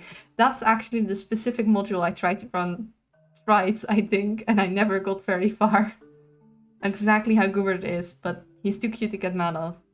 I usually don't plan these too far ahead because player action will influence it in unpredictable ways, so it's usually better to see what happens and then use that as a basis for writing future events. Fair. That does sound like smart. I just kind of love too much to forget where we were and kind of just pick up where we left off and play by ear, because I've never had a writer's block or imaginative block. For the record, the outcome of that above scenario was that the player promised to help Habernatch and his Ettercap subjects relocate to somewhere outside the Lizard Folk's territory. That way the Lizard Folk get their way and it doesn't cost Habernatch much of anything. And this will have an impact on future events, because not only do they have to find a way to fulfill that promise, but the swamp will now be Lizard Folk only and there will be Ettercaps running around in a new region. Yeah, interesting.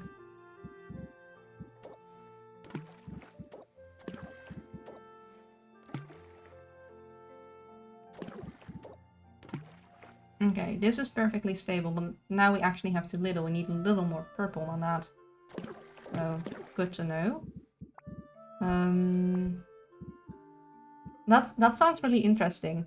I think that would be especially fun if you keep the same worlds between like different, like the same party, but like different parties, like as in the same people, but say eventually this party, I don't know, vibes, or they just start playing different people and they have like a slight time skip and it's like, oh yeah, this region now is overrun by this type because of the prior party's decisions. See, Goobert was sent to deal with some plums. He ate them. No one else saw him do this. Wait, is Goobert a player or... One of the players have been asking the others, you guys feel like we're just pouring gunpowder into a powder keg that is eventually gonna blow up in our faces? Because they keep choosing diplomacy over violence, even with very unsavory individuals. He's a player who plays a smile.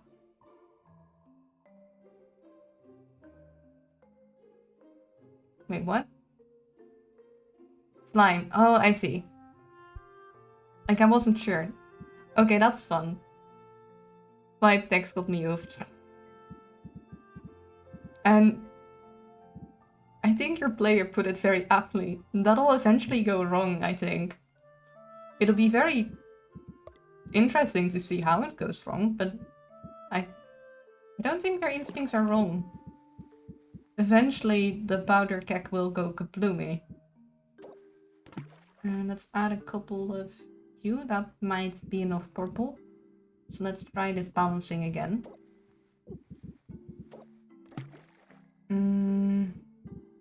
We need 62 now.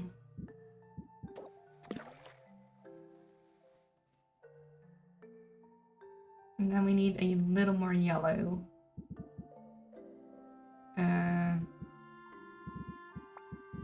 Little more. Okay, that is perfect. But now we need to fill this up with other, so we're gonna go split this and again. Perfect. And we shall speed that up.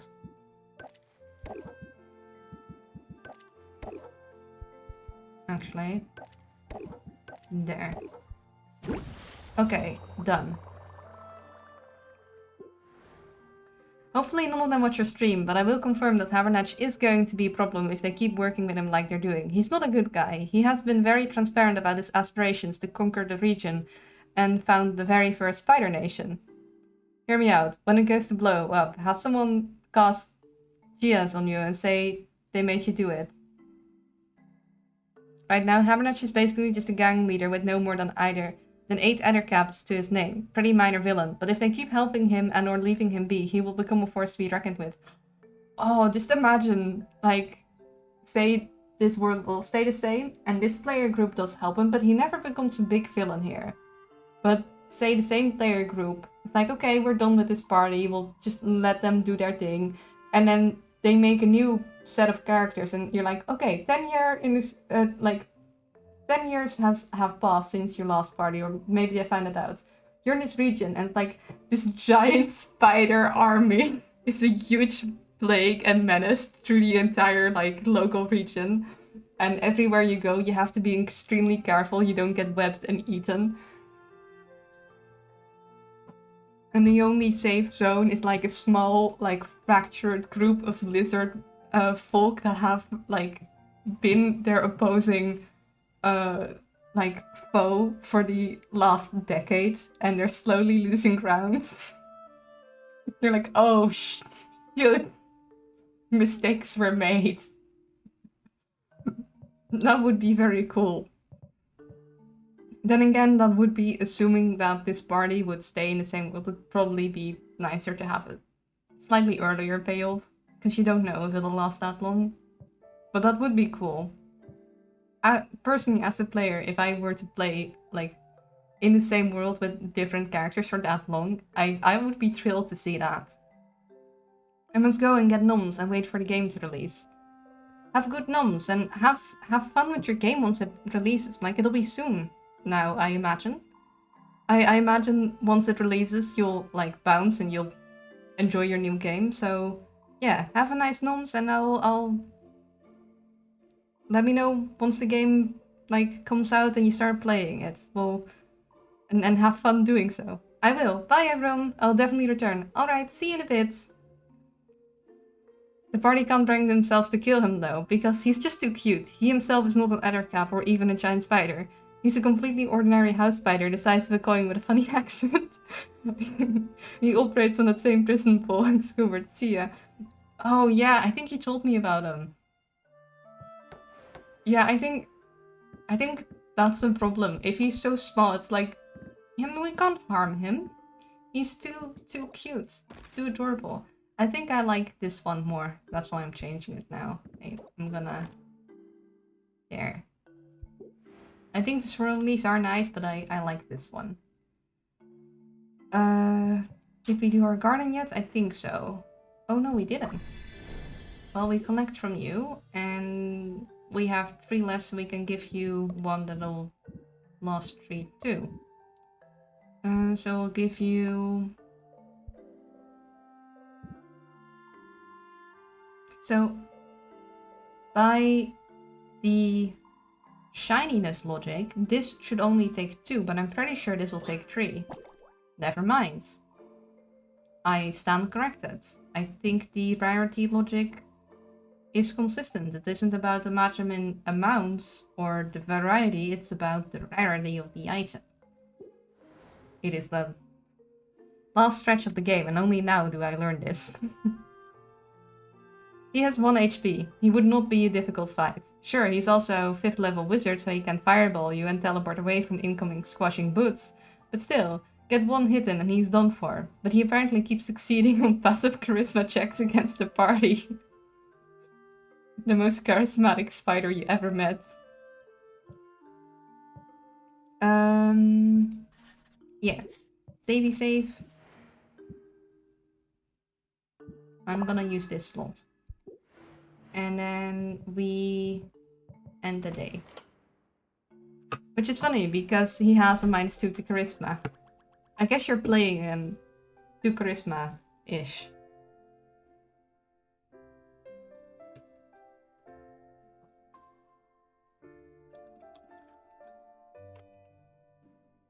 He's piggybacking your charisma. It is too strong.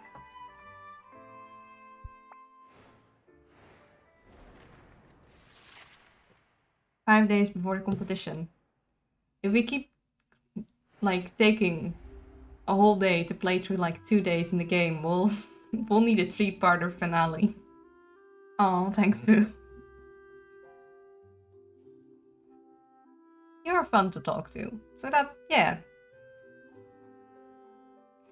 You're getting very sleepy. Oh goodness, part 2 of the narcoleptic thing. The local narcoleptic social club has come out against drowsiness cures that make soothing sounds, claiming that defeats the whole purpose. Wait, hold up. So wait, you want to stay awake? I'm confused. Don't try to turn this on me. Hey, you're the one who's supposed to be getting flushed on these streets. No, how the turntables? It is my turn. Maven's Stronghold. The greatest riches of all may be found within the twisted heart of Maven's Tower, but plundering her secrets means surviving the dreadful creatures she left behind. Increased value for curse cures. Increased value for radiation tonics. The magical wasteland has stronger monsters and better loot. Time to send people there. 5 days until you face Robin. I can scarcely believe it's upon us. Oh, wait. I guess we didn't have everything sold from the thing. Oh well, that's fine. Let's check our brews.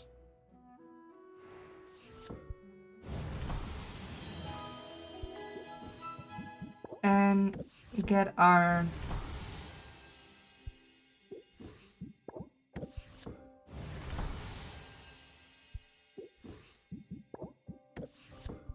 things ready to send people to Maven's Tower some more.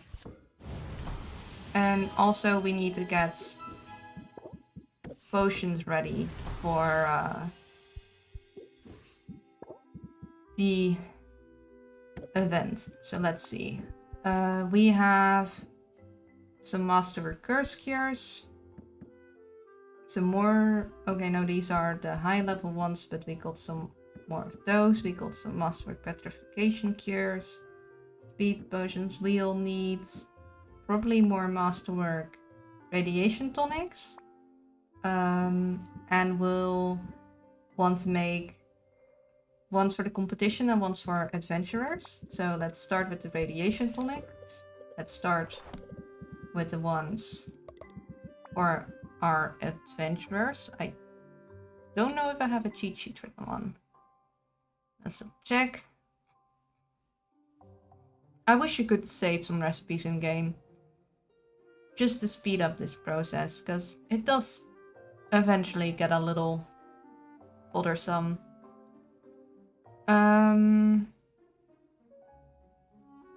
Yeah, I think that's the one. I think we do have one. So, one of you, two of you, one of you, 1, 2, 3, 4, 5 of you, I think.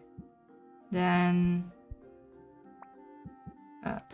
2 of you, 1 of you.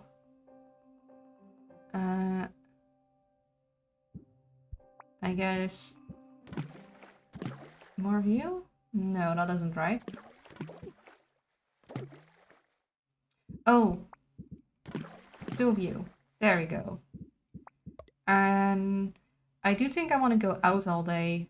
So that would be 1, 2, 3, 4. And I think I want to return that time slot. So we'll go out. We won't go back. We'll go back here. So we'll want it done in 4.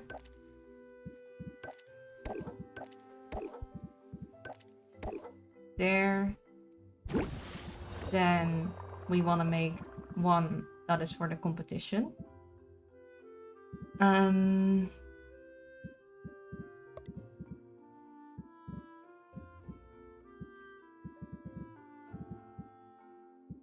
don't think we can really work around the negative traits too much. We could try to not have the one that smells bad, so we can have some of the positives of this one.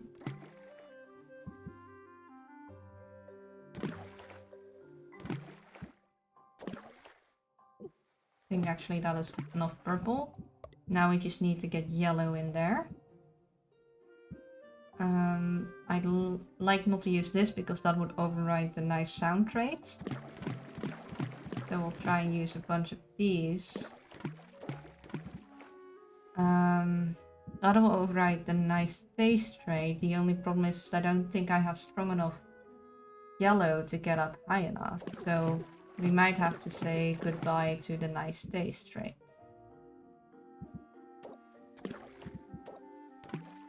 As we need a lot of measurements for this. We need all the way up to here at minimum.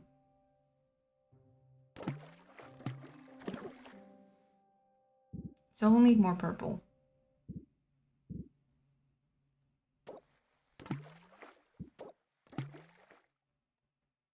Okay. The balance of measurements is perfect. I don't want to immediately defeat Robin with this, so I might try and keep it hovered around here.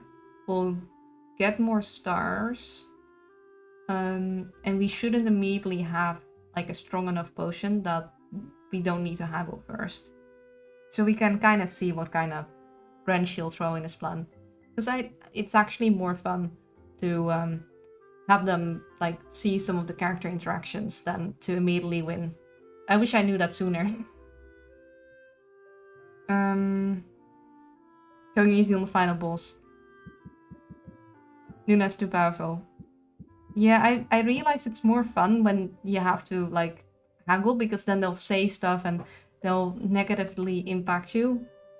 You get a little more personality of your opposing foe, whilst if you immediately make a potion that is way stronger, you'll immediately win and you won't get to see that much. So actually we might want to go a little... Like, we're not going to age it for one.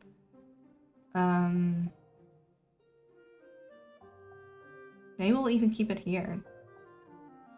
And it'll be hard to rebalance. We do want to make sure that we have, like, all the things in it. Like, even though we only need one, I want 7 potions out of it. I'm gonna try and bat this thing. Like, nuh-uh.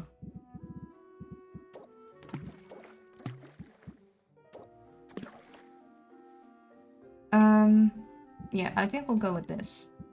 And we want to bring it down till it only takes 4. Yes.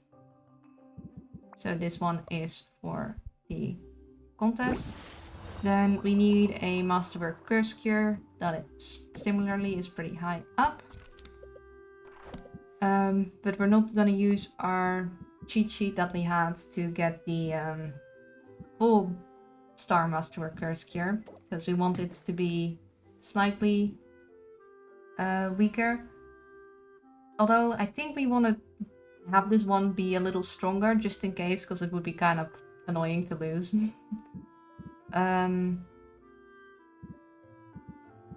So then we'll not worry too much about negative traits.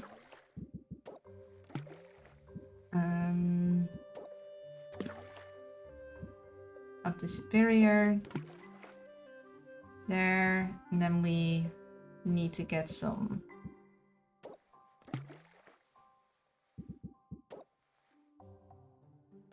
green in.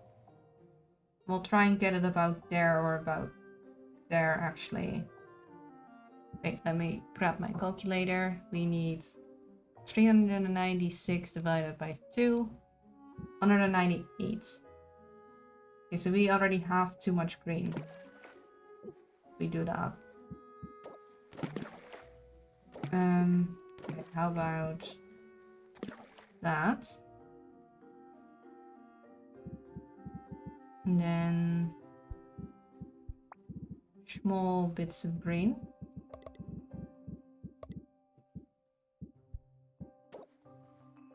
No, that's too much. That would be a little too much, but that can be okay. And now we need yellow.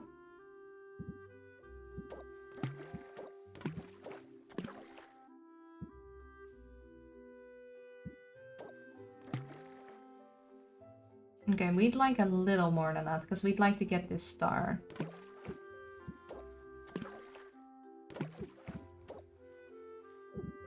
Okay, hold on.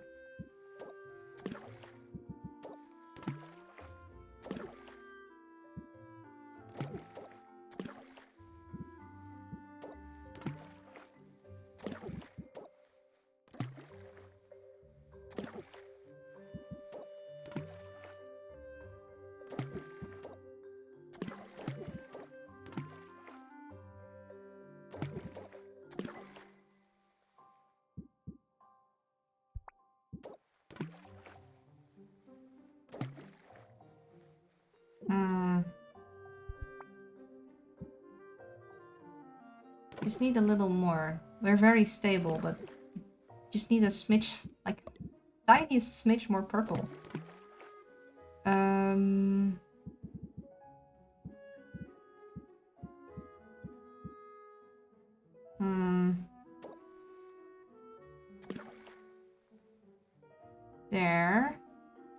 we need 206, so we need a little more green. And then we need more yellow. So let's see, it smells bad, it sounds good, but sensation's bad, it looks good, and it smells bad. So yeah, smell bad, sensation bad, but look good and sound good. So we have slightly balanced positive and negative traits.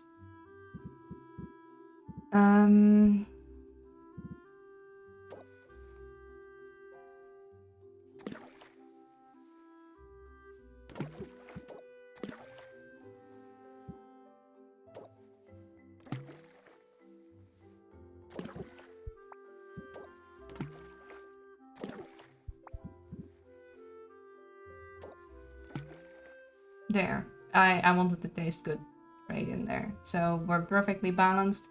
This will go up to this and potentially here. It'll be strong enough for the competition, but not overly strong. And then we'll speed it up, so it'll only take 4.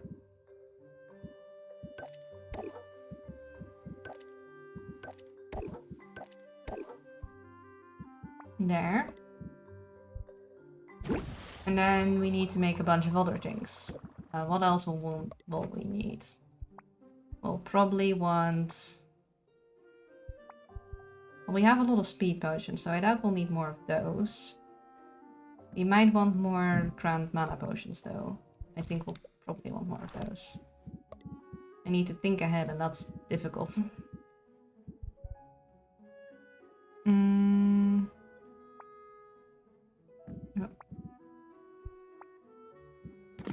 Just add a bunch of you.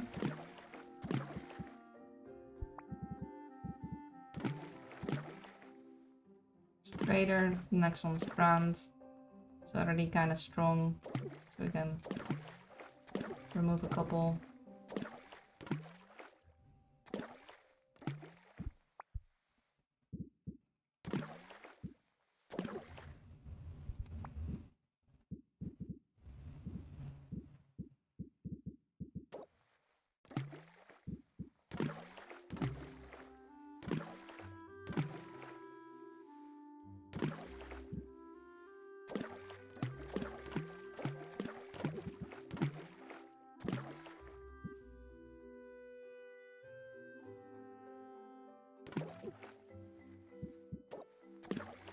Wrong one.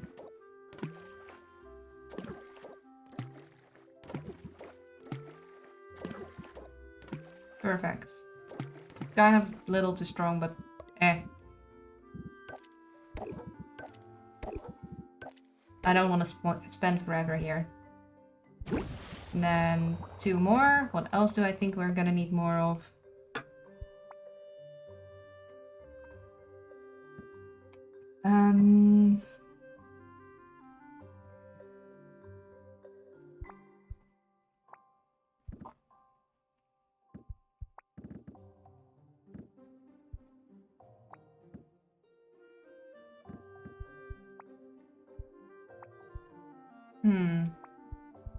I actually have no clue what kind of extra strong enemies there will be there at Maven's castle. We might want more super strong health potions.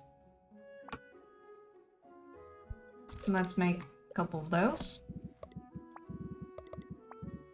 Then you there, and then I want a you, and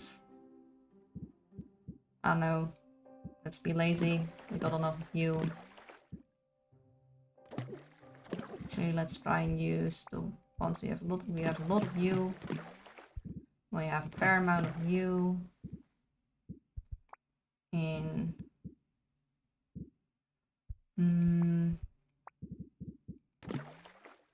there, we need a little more.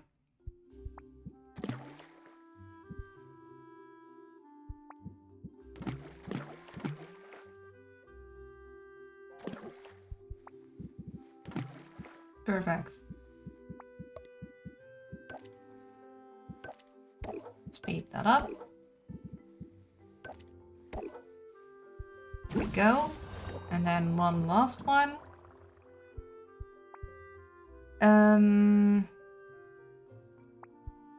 See, mana, health, speech. We got curse cures. How many petrification cures do we have? About 10. We probably gonna need more after today. So let's see, red, purple, and yellow. Did we have a quick one for that? Did we have a quick one for that? No, that's greater petrification. That one? Yeah, that one looks good. Okay, one of you. Two of you. One of you.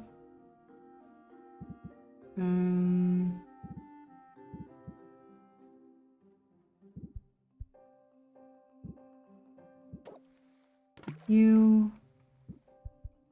Then two of you. And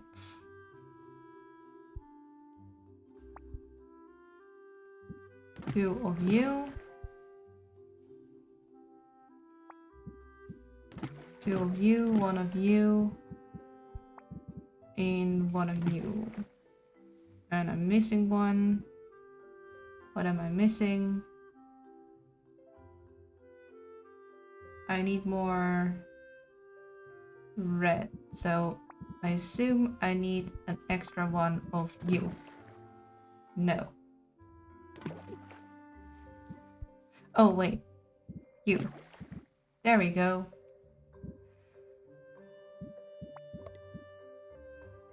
In... There you go. Actually, I have a lot of these. I just realized speed that up till it's 4. That's good. That's all the things we needed. Didn't do our gardening yet, did we? No. Collect our things.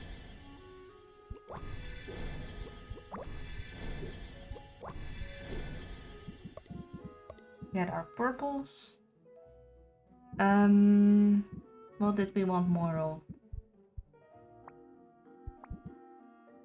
You'll only take 2. It'd be better if we do the things that'll take 3 now. We don't have a lot of you. I guess we could duplicate you. But I think for practicality, I'm gonna give you guys these things. I'm gonna give you to you. Then I'm gonna go give you to you. And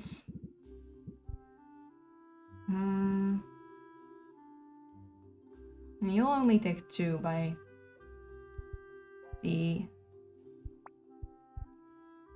rarity logic. You'll take 3 though. We don't have a lot of you. We'll duplicate you. So that's all of them. Then I'm gonna save.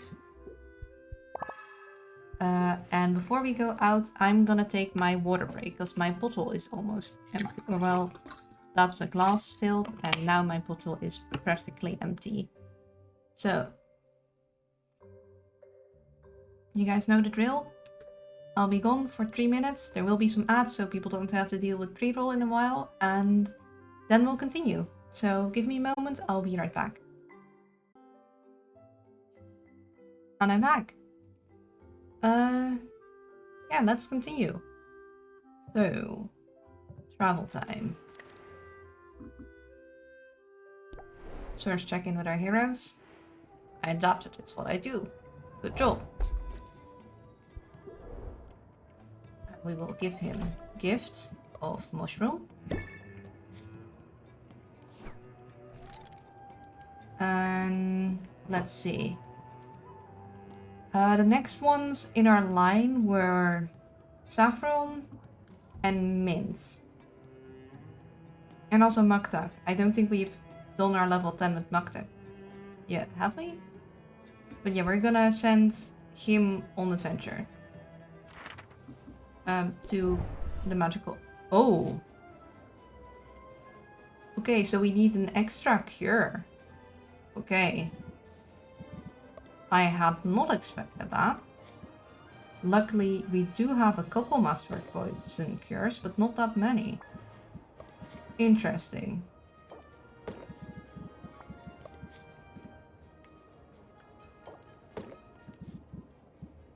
Seeing as this only lasts one day, they kinda expect you to go back in between, like, excursions, because otherwise you could never, like, either you have a bunch of potions saved up, or you could never have the ones ready that you need to have ready. 1, 2, 3, 4, 5, 6, 7, 8, 9, 10.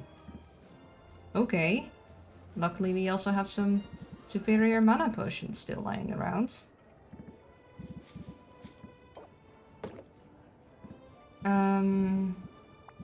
Speed. You never need this one, because it'll reduce by 6 time slots. 5 is enough. We don't have anything that costs 7. We'll definitely need a health potion.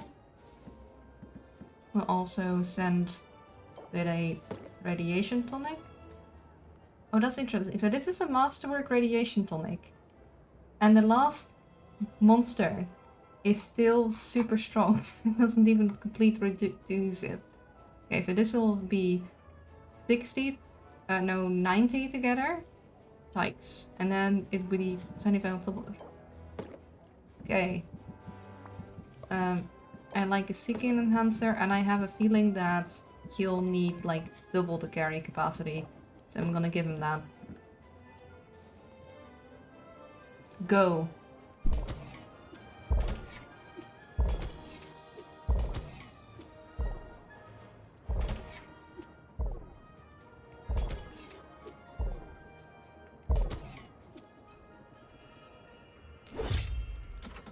Nice day for it. Yeah, good luck. I conquered the crater. Good job. So next time, before we accept, we need to check if Corsac brought back 39 things. If it's actually worth it. To give him double the carry capacity. Because then we might want to do that instead of sending them back many times. Because it costs so many other potion types to get through. So we'll need a Masterwork Curse Cure, a Masterwork Petrification Cure, and a Masterwork Poison Cure. Then we'll want extra potion capacity. We want extra carry capacity. We want speed. We want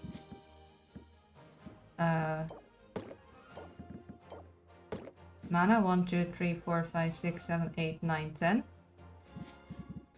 We need health. We'll just finish this one that way we don't have many different potions.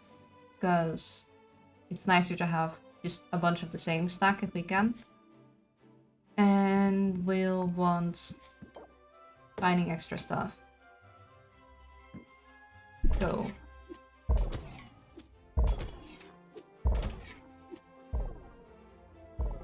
Oh.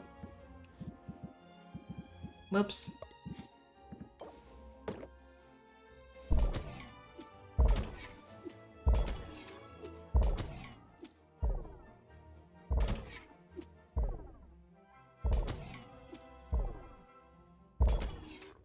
Man, it's a good thing we have that Masterwork help, but like, that's barely enough.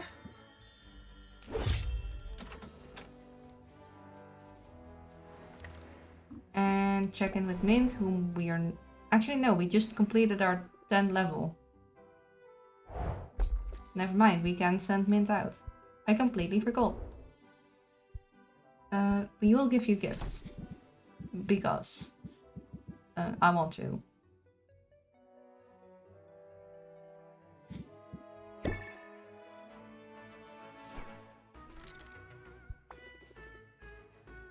All three get to go to the super extra dangerous magical wasteland.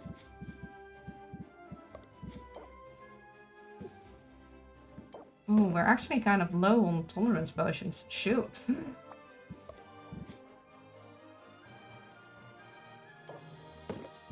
Better make it count.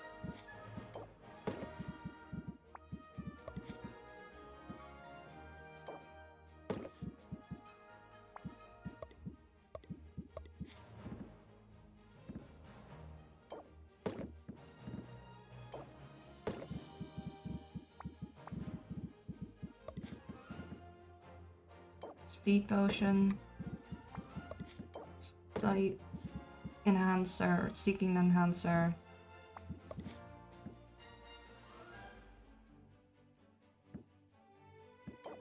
Mana. Are we running out of space? Do I need to give one of the stronger ones? I only have the Masterworks prepared, which I kind of don't want to use in case of orders, but I might have to. Because we... Do we? Yeah, because we still need health, don't we? Yeah, we'd still need health. Is that even enough? It wouldn't be enough, would it?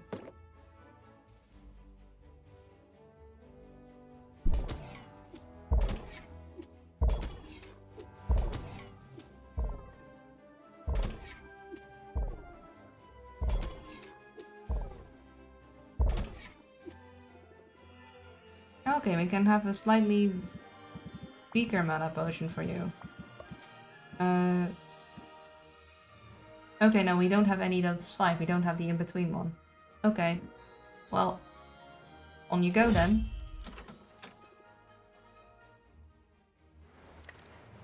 Then we go visit Roxanne. Gift gifts. In the form of shiny. Then we go to east.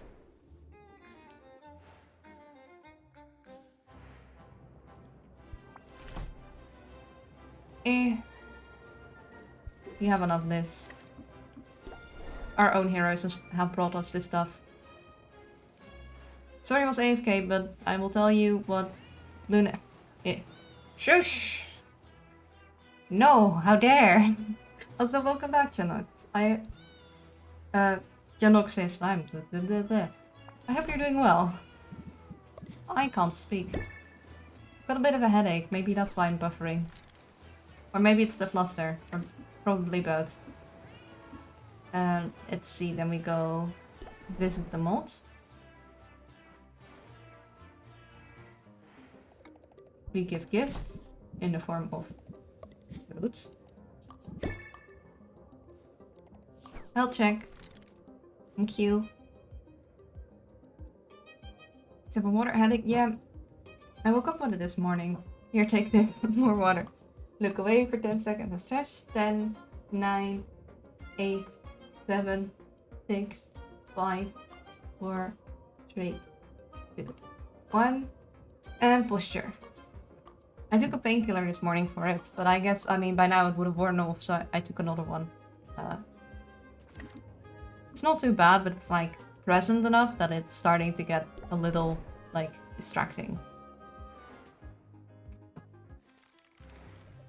Then we give gifts. Well, we don't have that many mandrake roots. Maybe we give different gifts. We do have these guys, which I'm not gonna use in potions much, so... Have fun with this. Maktak.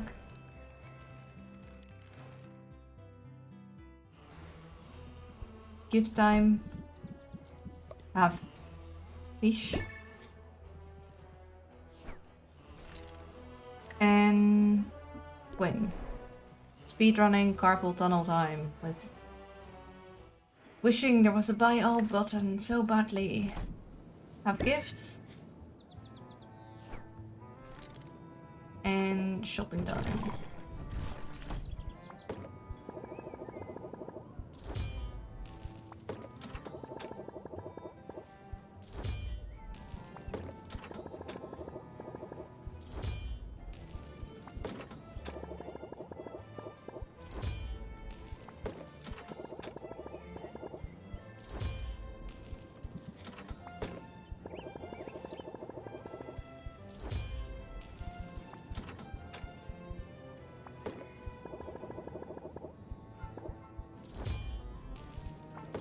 At least I don't have to worry about money anymore. Like, actually, hold up. I wonder what'll happen once you get to 999. Because if I get a couple more, like, good sellings in there, I could definitely get that much. Will it just stop? Will I get an extra number slot? I don't understand why there isn't a max button. Yeah, I guess they didn't really think that through. I don't know. I guess they didn't expect people to buy that much in one go. But if you have that many cauldrons to fill, and if you go back a couple times, like, you go through a lot of resources. Like, especially when I use things for filler, I tend to use up a lot of the same ingredients suddenly in one go. So then I need like quite a large amount of them. Say like, because I have 7 cauldrons, say for some reason in all of them I'll need like a lot of red. Well, that'll be 25 of the same type of red if I need like the neutral red, for example. I can't even buy 25 at once.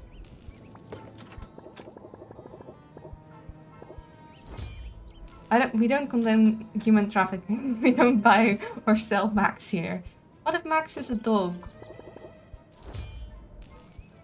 I mean, I wouldn't want to sell my pet ever, but sometimes when you adopt a pet, they'll want you to like have a small fee.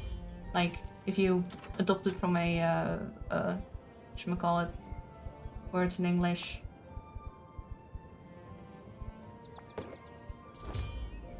I can't find the word. You guys know what I mean, right? You don't buy pets, you reimburse them whenever you adopted the pet from. It's different.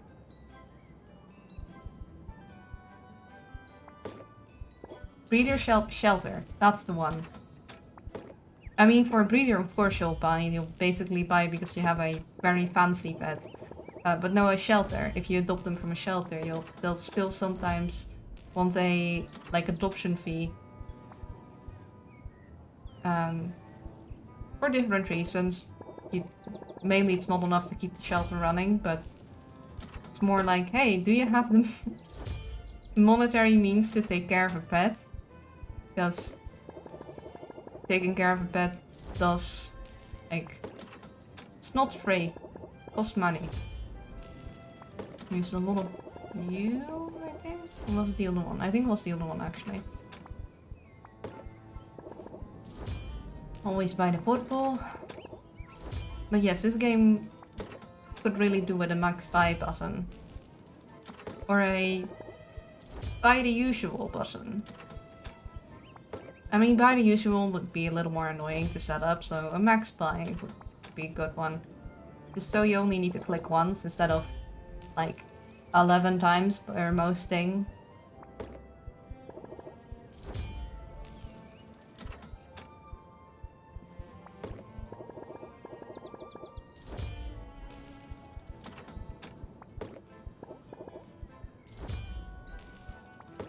Lots of quality of life tweaks needed in this game.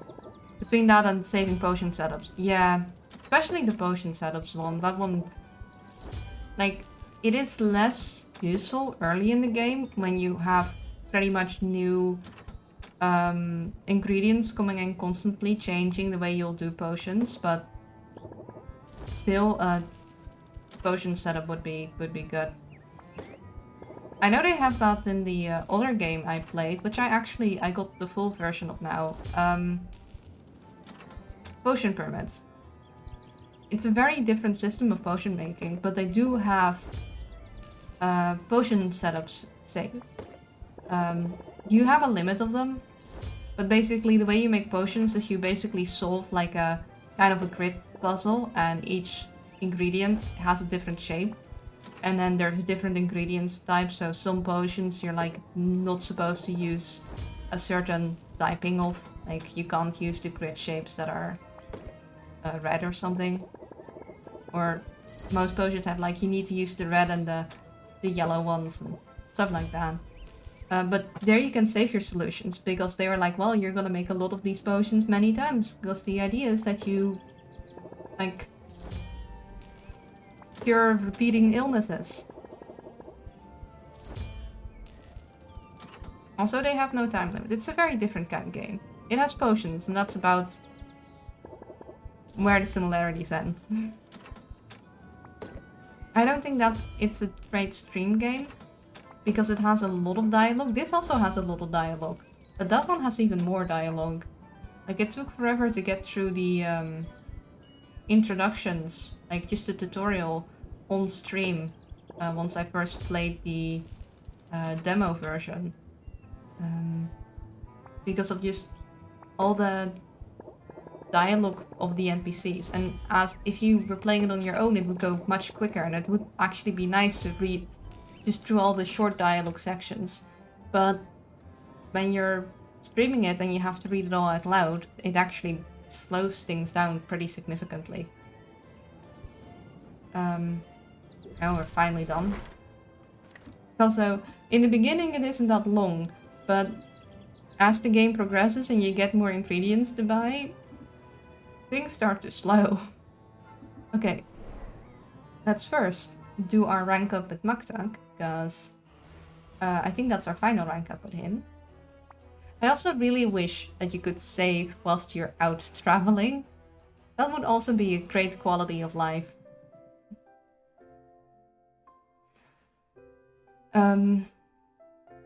Any case, body time.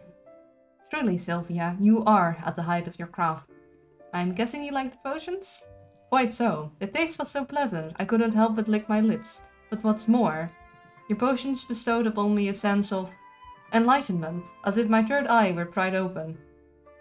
I realized that an artist is ill-equipped to be his own critic, and so I had an idea to place at my sled a box for comments. Ooh, risky move, Maktak.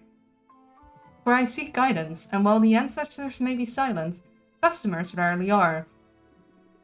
What sort of things did people have to say? Yeah, that sounds like people... I mean, the people in this town can be horribly harsh. Oh, I would not know. I've not yet mustered the courage to read the cards. Fair. I see where this is going. Perhaps, since you're here, Sylvia, would you do me the honor of reading these missives? Missives? Missives. Maktak holds his breath as Sylvia takes up the first of several note cards. Either they're very positive or they're very negative. Does Sylvia have one huge bucktooth? I still cannot make sense of her face. I don't know. It's from Mint. She wrote, Maktak, you're a lifesaver, and I mean that literally. Your repair work on my hammer looks gorgeous, and it withstood a bite attack from a full-grown prairie piranha. Piranha. Words, man. I don't know what that is, but she's clearly impressed, especially since you barely even charged her for your work. It looks like she has multiple teeth. They're just not extremely defined, which makes sense, because that would look weird, very defined teeth. Roxanne says your engravings will keep their edge twice as long as anyone else's, and her words, she's been around the block a few times. Aww, they're being nice. Saffron claims the trees weep in the vicinity of a Maktak crafted axe. And I'm not sure this is totally relevant, but Quinn says that books are lost gnawing on that weird sculpture you abandoned. Oh, I see the issue now. How the heck, how have I never noticed? I'm not sure what you're talking about. Sylvia, her teeth do not move with her jaw. Oh, I didn't notice that either. They don't? Sylvia, I do not know what to say. This is... Oh, he's... Look, I get you, buddy. Are you alright? Alright is deeply insufficient to describe what I'm feeling. Such an outpouring of respect and admiration. I never would have imagined. Yeah, that's many 5-star reviews would make me cry too. You joke, I think, but you know the depth of meaning in this. We toil, all of us, because we must work to put food on the table and a roof over our heads. But for some of us, the work is also a calling. A roof is necessary, but it is fulfillment we crave. To know my work is appreciated on this level, to know that others see the value in my labor, this is a gift unlike any other. To be fair, I've been saying this stuff all along. I thought you were just being kind. And you are kind, Sylvia. Your support has been of the utmost significance to me. Were I to have the encouragement and Were I to have the encouragement and adulation of all Rafta behind me, it would mean nothing without you here besides me. Come, if you are in agreement, I should like to return to our special place. The waters of the bay are still, the beach is empty. In the quiet, the great statue of Maven seems even more imposing than before. There she is, just as we left her. And just as she will be for years to come. You realize, don't you, that the statue will outlast both of us? Long after we are ash, she will continue her silent vigil. Oh, I don't know. There's always a chance an earthquake could take her out. Or that the people might bring it down, yes. They may one day tire of the reminder of a dark past. I suppose this is the lesson the sand taught us. While our works may indeed outlive us, nothing is forever. We all wish to leave our mark on this world. Not just artists. Everyone. For me, there is the added pressure of my pilgrimage. In order to complete it as it is intended, as it has always been done, I must craft a work of singular beauty and undeniable grandness, a masterpiece. I have it in me, this I know, but in the meantime, there is the other purpose of my pilgrimage, to forge connections, and to aid those who may benefit from my skills. I enjoy this very much, the union of form and function, the betterment of daily life through master craftsmanship. And art that helps people. Perhaps that is not so insignificant. It sounds awfully impressive to me. I'm glad that you think so. I can only hope that the ancestors agree. Did they speak to you? Though I strain to listen, I have yet to hear their words. And yet, there's something there. Their presence is unmistakable. The ancestors are with me, Sylvia, and they have filled me with the full conviction that they are pleased with my path and my progress upon it. That is great news. Indeed, yet it is no excuse to sit idle and twiddle our flippers. There's much to be done, for we are, all of us, building this place together. Rafta itself is the great work of many hands. And I am so very honored to work beside you in this great endeavor. I feel the same way. Life in Rafta has been challenging, but having you on my side has made it a little less scary and a lot more fun. And I think we, you, and me, and this whole town are just getting started. Then let us anticipate great things in our future. But let us also appreciate this moment, for we must not fail to see the beauty that is all around us. And, in the spirit of appreciating beautiful things, I should like to sculpt you, Sylvia, if you would allow. Oh! Wait. I don't think Sylvia has the time to sit still that long. What, here? Now? Oh, I guess with sand, maybe. Why not? The light is exquisite, my spirits are high, and I think neither of us could ask for better company. Eh? Tell me true. Alright, I'm game. What do I do? It's easy, you just stand very, very still.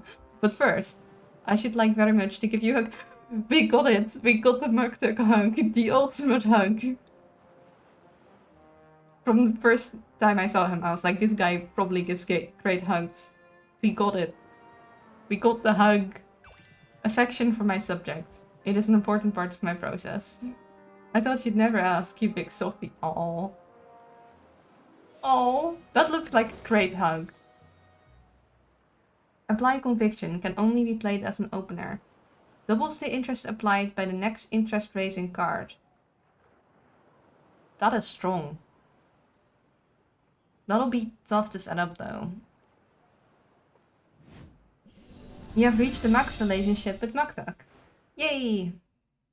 I'm glad they didn't cheap out, and they made sure to animate that. Yeah, they have animated all of the ending things. They all have a unique hug thing, and I imagine they also all have a unique kiss animation. I imagine it's like if you have friendship, you have a hug, and if you are romantically involved, you have a kiss.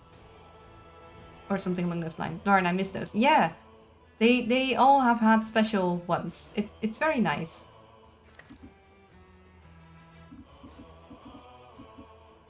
Let's see what they brought back. I made it all the way to the end. Yay, good job. Yeah, more of the same. I'm not sure if we're gonna find anything new. I'm gonna check what the others brought back first, and I need to count if there's 39 items for Corsac.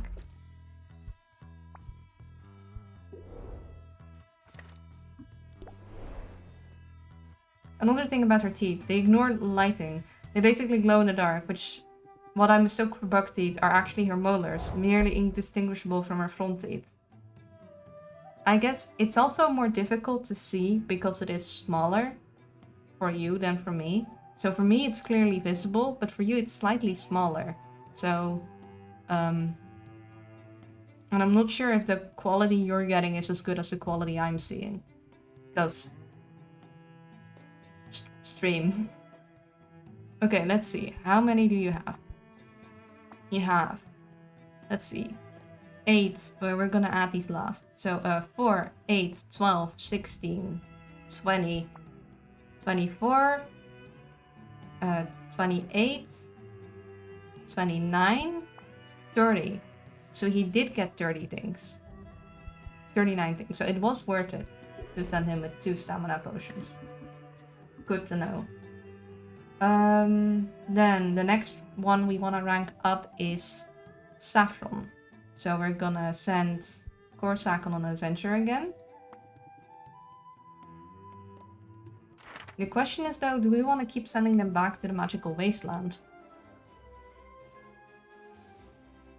Because in terms of items we use, we generally don't use them from there. But I suppose today is the best day to send them out there because we get like a lot of stuff. It's pretty crisp on my end.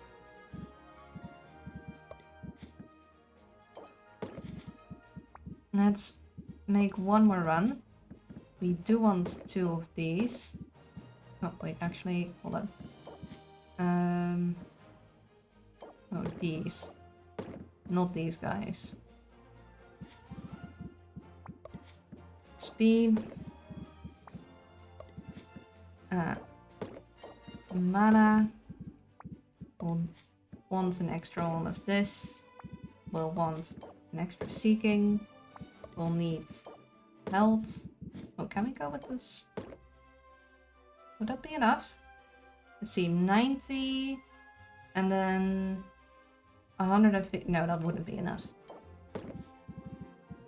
And we, of course, need the cures. So, Master Curse Cure, Master Petrification Cure, Master Poison Cure. Let's see. Speed, mana, health. We can add one of the seeking things, so...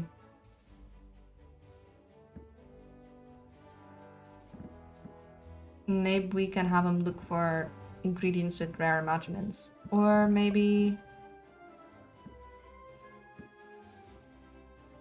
yeah, ingredients with good traits. I guess that would give us more essences, wouldn't it? Do we want the essences? Or do we maybe want... just general rare ingredients, actually. Let's go with that.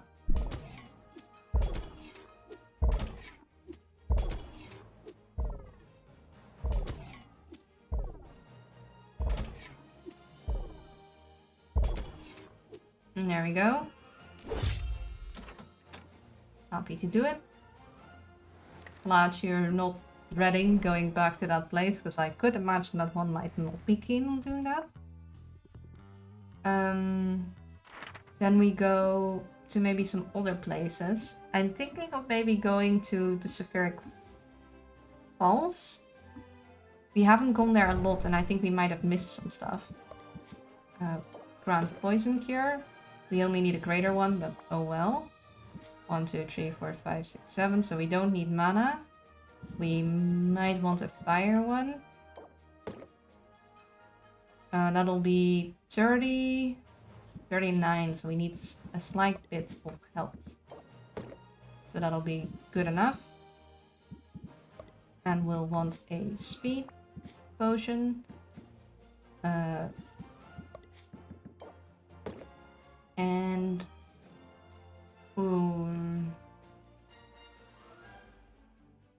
I don't know if I want to use a sight enhancer on this. Let's send her to it and see if she gets the full 20 loot capacity.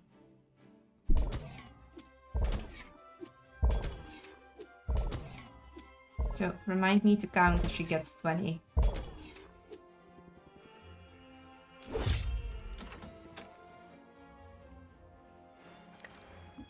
And then we'll send Min to the same place. I was just missing your face. Oh, they're all dorks. Okay, let's see. Poison resist 1, 2, 3, 4, 5, 6, 7. So we'll need some mana. And then we'll want some fire resist. And we'll want a speed.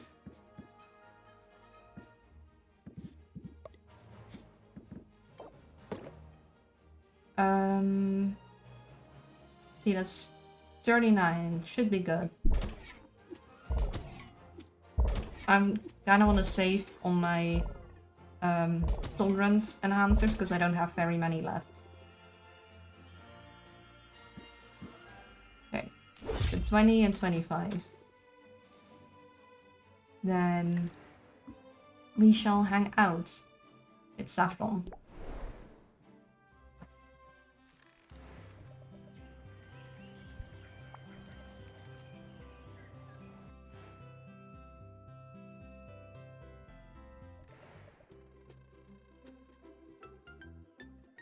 I'm almost out of material for my pipe. I'll go out on a limb and guess you don't buy your tobacco at the marketplace. I can't actually see her smoking tobacco. I imagine it's something else. It actually isn't tobacco at all, just a soothing blend of flower petals and witch bramble. Knew it. No wonder it smells so floral. Let me show you how I do it. Saffron pushes aside some foliage to relieve a small workstation. Among the tools on display, Sylvia recognizes a portal a mortar and pestle, and a small fermenter. Until recently, I reused old jars for fermentation, but Muktuk's craftsmanship is second to none. I'm sure he's told you so himself. You want to take a spin with the pestle while I cycle out the fermenter?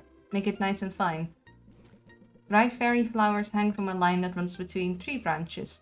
Saffron reaches up and plucks a few petals. She places the brittle petals and a pinch of bramble vine into the mortar, which she then hands to Sylvia. Sylvia gets to work grinding the materials down. The repetitive motion and the sound of the clinking pestle lull her into a peaceful haze. Wait, wouldn't she be... I guess maybe just literally toss in the whole ingredients instead of, like, potion making. It's kind of relaxing. Using a mortar and pestle is actually kind of hard work. I haven't done it a lot, but you need to put in some elbow grease to get stuff fine. Isn't it? Small work with the hands can be meditative. Particularly if you aren't the type to enjoy sitting still. And we both know you don't like being idle. The smell is soothing too. Maybe I should take a puff from your pipe. Her feet are driving me nuts now. I'm not looking at it. I'm looking at the text. Maybe try and look at some other part of the thing. I can get it though. Once you see it, you can't unsee a thing. Oh, I'm not sure that's a good idea. And I was just learning to ignore the animation snapping. Even if it isn't tobacco, the smoke isn't good for your lungs. Yeah, breathing in anything that isn't just air is generally not good for your lungs. I know that might sound hypocritical of me, but as a Fae being, I have less to worry about. Humans are fragile, and I'd like to keep you in one piece. How would you being a Fae being make your lungs more resistant to that kind of stuff? I guess maybe if you have better restoration, somehow filtering out toxins in your lungs, and who knows?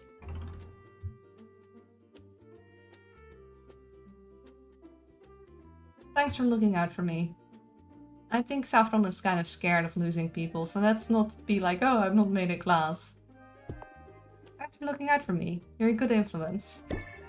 I'm glad you didn't take offense. If I'm honest, this touches on a topic I've been dwelling on lately. I'm not sure exactly how to put this. Not to be a total mimic, but remember to breathe. That's right, of course, that's right. Managing stress brings serenity of mind, and vice versa. Serenity of mind. Draw 5 cards, can only be played if stress level is less than Draw 5 cards. Okay, so... Also, glass wouldn't suffer any detrimental effects to smoke. I know it's a saying, but it does not match the circumstance. Depends on the kind of glass. Because, I mean, eventually it'll stain. Also, if it's very cold glass and like warm air hits it, it might shatter because of heat shock. But yeah, you're right. In general, glass wouldn't like be effective if filled up with smoke. But this could be a really strong card, because Ramble is... I mean, it is pretty good, but it's also kind of tricky to work with. Having Darnie outspurt... I mean, if it comes to taking things very literally, I'm good at that. See, you taught me a lot. I'm glad about that. And I'm glad for the reminder that I can speak openly with you. Here's what has me troubled. You're human, Sylvia. And I'm not. My lifespan is longer than yours. My body is more resilient. I'm not immortal by any means, but chances are I'll still be here when you're gone. Oh yeah. That is tough. Like, I imagine that would be a bigger deal than it's usually touched upon in fantasy settings, where I feel like they don't really think about what those long ages actually mean. Like, for one, it doesn't make any sense that if elves can live like hundreds of years, that they are still on par with human adventurers, even if they have so much more time to refine their things. Even if you assume that every adventurer like starts out with the same amount of experience, even if they might have lived longer, there would have been like there by that logic would be like really... That's why elves in my setting generally only live 200 to 300 years instead of hacking thousands. Yeah, 200 to 300 is still a lot. Like, humans in like a good 50, 60-ish years can like generally hone one craft really well. Like, imagine if you stay at your like max bodily vitality, because like human athletes don't last very long. If you're at the prime athlete level, like by 30-ish so, your body's completely worn through. But if that isn't the case, you could keep honing your skill physically. You'd have one elf running around that's like at like 150, still in prime condition, but also had enough time to learn like a bunch of stuff. But that doesn't happen. Yeah, people greatly underestimate the power of longevity. It makes no sense. And I think that's because humans can scarcely imagine living that long. Either like their childhood would have to last way longer, meaning that, but even then, they'd still would have the time to have developed a lot more skills than humans. Like, I think it'd be more realistic if they'd live like 150 years on average, which is still very, very long. Like, especially compared to humans. Like, the humans rarely get up to 100. It happens, but it's not a common occurrence. There's people that die way, way sooner than that. Even if our longevity is going up. In a medieval sort of fantasy setting, like living up to 60 would be an achievement. So if an elf, like, in general get on average, like around 120, which would be double of that, I'd still think you'd have a slight bit of that skill issue where an elf that is that old would probably know a lot, but you could argue that, okay, maybe they're, like, once they're up to 100, they'll start having old age problems, just like humans would. So they might not be able to go out adventuring, but they would still be a source of incredible knowledge. But it would be a little more rare. It would just be a slight bit balanced. It would be a major difference still. They would still get incredibly old, but it wouldn't be so old that we can't actually imagine how it would be anymore and not accurately write how things that would get that old would behave. Like, the only reference we have for things that live that long would be turtles, and you can't exactly ask a turtle. Like, it just lives. It just is. The turtles don't do politics. Neither do trees. Like, it might be interesting to have just a literal, like, giant turtle or something that is sentient that lives that long, or lives that many centuries, that maybe can speak. But it would not have anything new to say. It would just be like, yes, I eat, and I move, and I sleep, and I repeat. And nothing more. I've seen one game that utilizes that cleverly at one point. The main antagonist has been imprisoned in another plane for hundreds if not thousands of years. And of course, there are cultists trying to free him. So, pivotal point in the story, you go into the prison plane to destroy him once and for all. But when you arrive, he's totally chill. He feels bad about doing all the evil stuff when he was younger. But he's left all that behind because he's gone through centuries of introspection and personal growth. Stories so often forget about how much people change over time. Yeah, imagine that too. Like, heck, even for a human, you can change a lot in a couple years. Like, a person could be completely different in 20, 30 years, in less even. Imagine if you have literal centuries. Like, I mean, it could make it worse because you're just never get out of the place of being annoyed or angry or wrathful that you were put there. But there's also a very high chance that when a person changes, over that much time, they would be very, very, very different. Stretch Shank, hello Kaino. You're just in time. We're doing some Saffron stuff.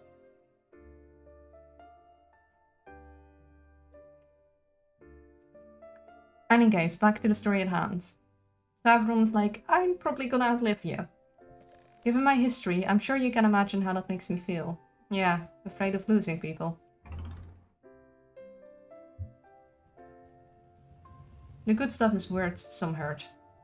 Because nothing is certain, is it? Kind of a cowardly answer.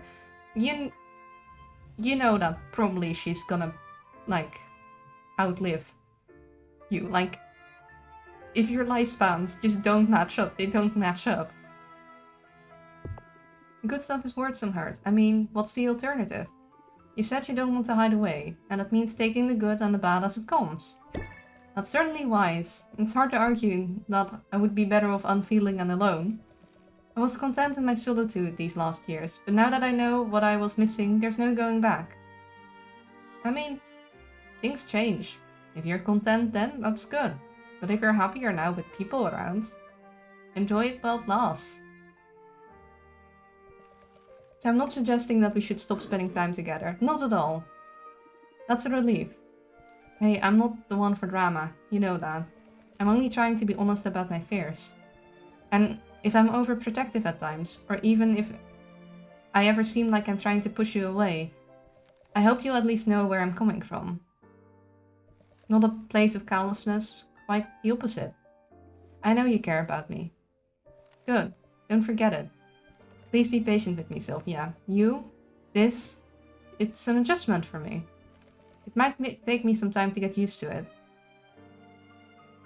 I was writing a story one time with a big bad known as the Undying Empress. Only her 1,000 years of rule had broken her. She was surrounded by thousands of politicians who were raised with libraries dedicated to her mannerisms and habits, but who, from her perspective, were replaced by new people so quickly.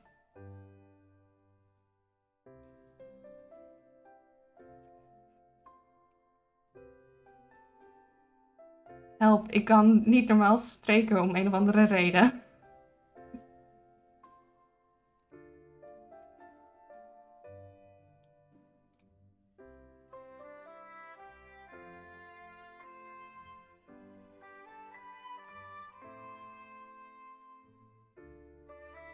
Yeah, that's also a thing. Like, how would something that lives so long's perception of time be?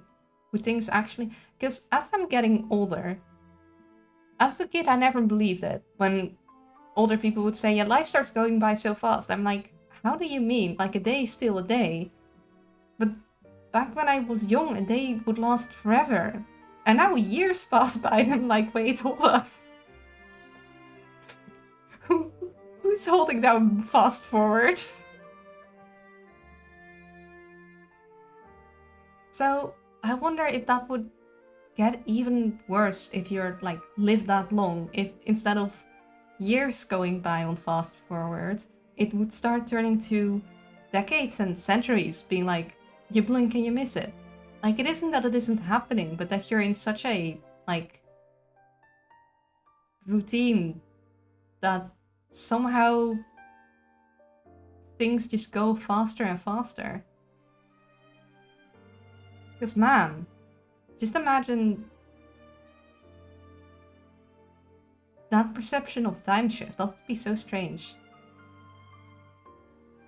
One of the things she did was watch all the tribute people piled on her to win her favor slowly turn to dust. It was one of her only reliable ways of marking time passing. It's like seeing the future. It's a concept that's criminally unexplored, but I'd love to delve into. Today is the stream for discussing time-related fantasy concepts. I guess so. Though I do need to get a bit of a move on, otherwise I won't be done before 4 with all this time stuff and all the chatting here. I want Saffron to understand that I'm not expecting her to move at anyone's pace but her own.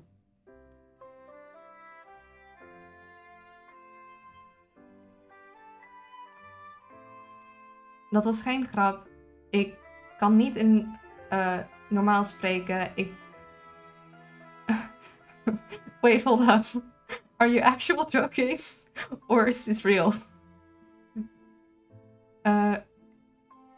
Ik moet deze redeem gebruiken om te spreken. Help me alsjeblieft. As in, like, in what way can't you chat? Like, can't you send a message? I don't know what's up there. I wouldn't be able to, Also, couldn't you highlight a message? That one is cheaper. I'm very confuzzled. I don't know why you wouldn't be able to speak for realsies, if you are for realsies. Words don't seem sufficient, so how about a meaningful gesture? Saffron needs reassurance that Sylvia is willing to let her set the base of their relationship. Sacrificing a pair of resistance tonics ought to make the point nicely.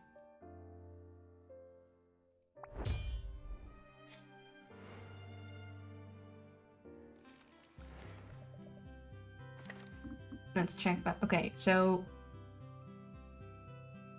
25 for mints. Also, I have nom nom. Gonna eat it.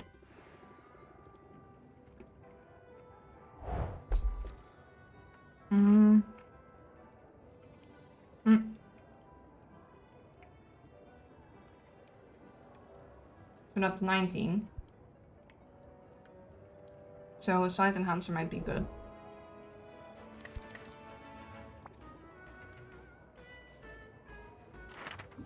No. I think I'll just have my piece with that. I won't get a lot of stuff. Because I don't have that many tolerance potions left.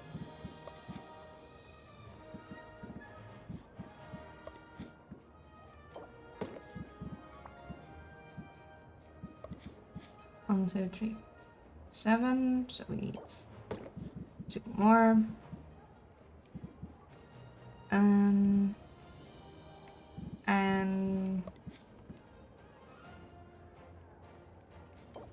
fire.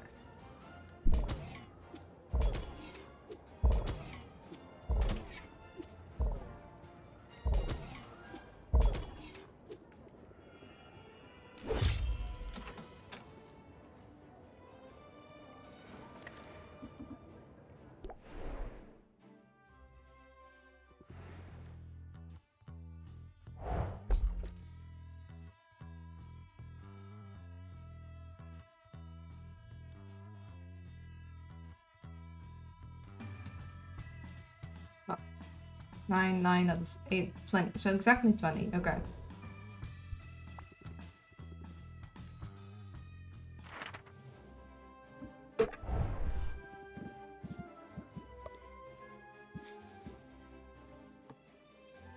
If I use highlighted message, it says an error has occurred, and when I chat normally, it just won't show up in your stream. So I'm assuming it just doesn't send for whatever reason. And yes, this is not a joke, that's why I said it wasn't. Well, I can't tell if you're, like...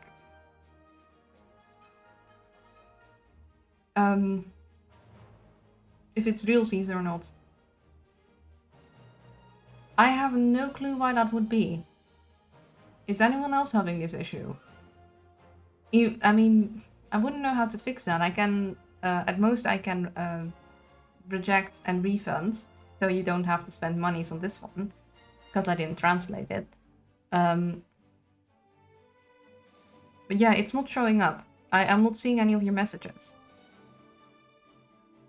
Yeah, the only thing I can think of is trying to reload your browser, as if everyone else is fine, then I think the problem lies at your end. I don't know why one redeem would work and the normal chat and the... I guess the highlight the message wouldn't work because it relies on your message actually being sent in chat. Whilst I guess say this in Dutch works through a slightly different system, but it's still weird. But I'll refund the points for this one.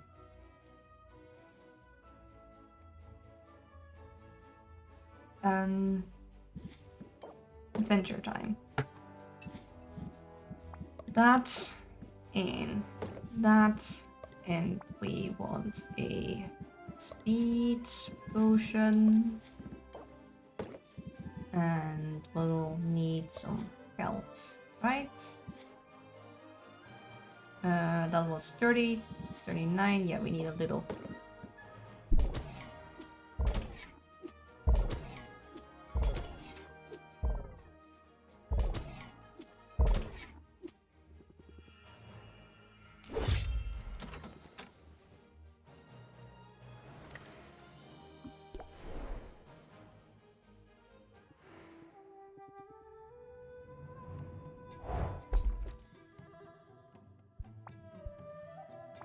Nice. Whom do we want to rank up next? For Saffron, we need to make more potions now. Mugtuk we've ranked up. I guess we could go with Corsac next. I would like to know more of his story. So let's rank up him.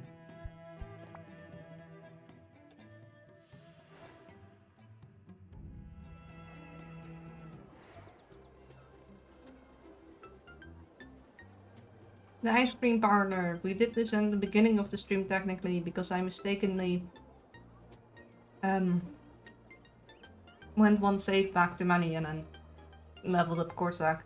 So I might go through this a little faster because we've already done this.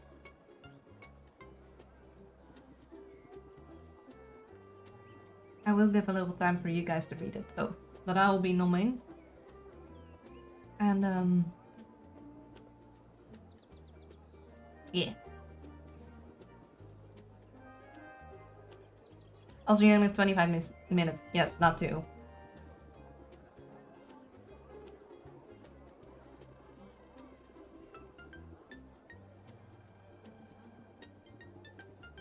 It's like, gosh dang it, I'm somewhat civilized. I called it the first time, so I knew now he was gonna say that. So it's like, come on, Sylvia.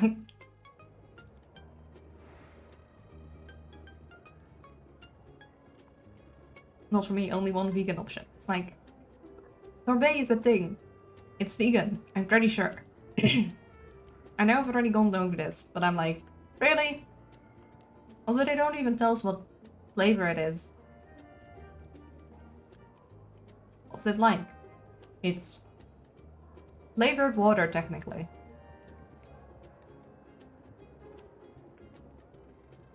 But I have been shadow banned by mistake. I wouldn't know how one would do that. And I wouldn't know how one would fix that.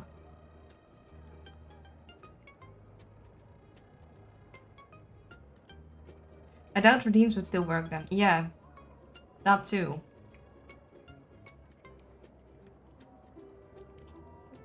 I can't shadow ban people. I'm not sure how to...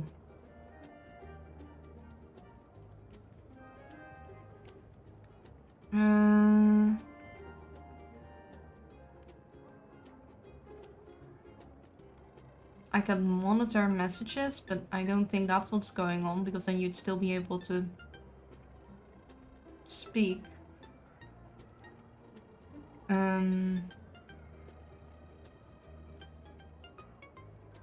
I can make you a VIP. Maybe that'll work.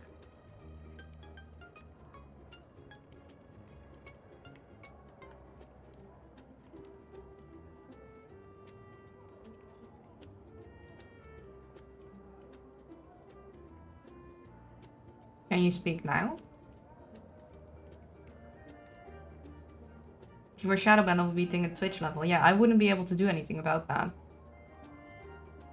Hey, hey! That's weird. Well, I think you're my... Did I ever VIP Bard? I think you might be my first VIP. Welcome back to chat. I don't know what happened, but I guess it's fixed now.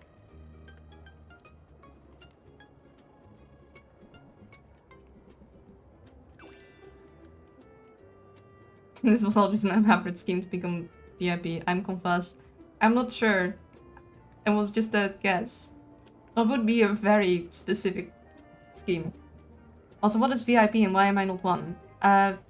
I'm very important, I'll have you know. Well, VIP, it's something I didn't really want to do, because I only have limited ones I can give, and I'm bad at choosing people. So I'd feel really bad giving them to some people and then not being able to give them to other people. That's the entire reason I haven't given anyone to anyone. It's also why I'm pretty sure I haven't given to Bard.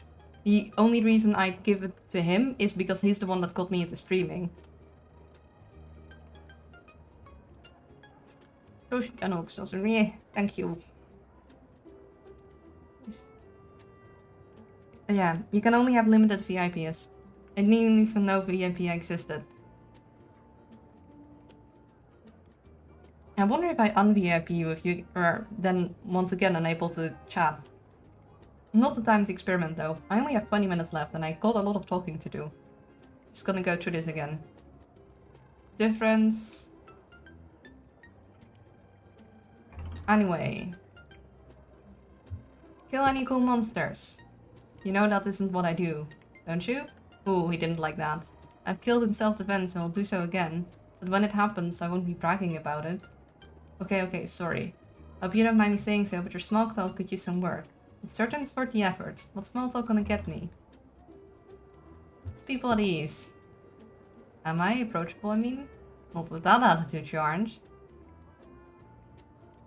Cheers for the VIP though, even though it's only temporary. Yeah, because I don't want to choose extra special people because I don't want to make other people feel not extra special, and I can't VIP everyone.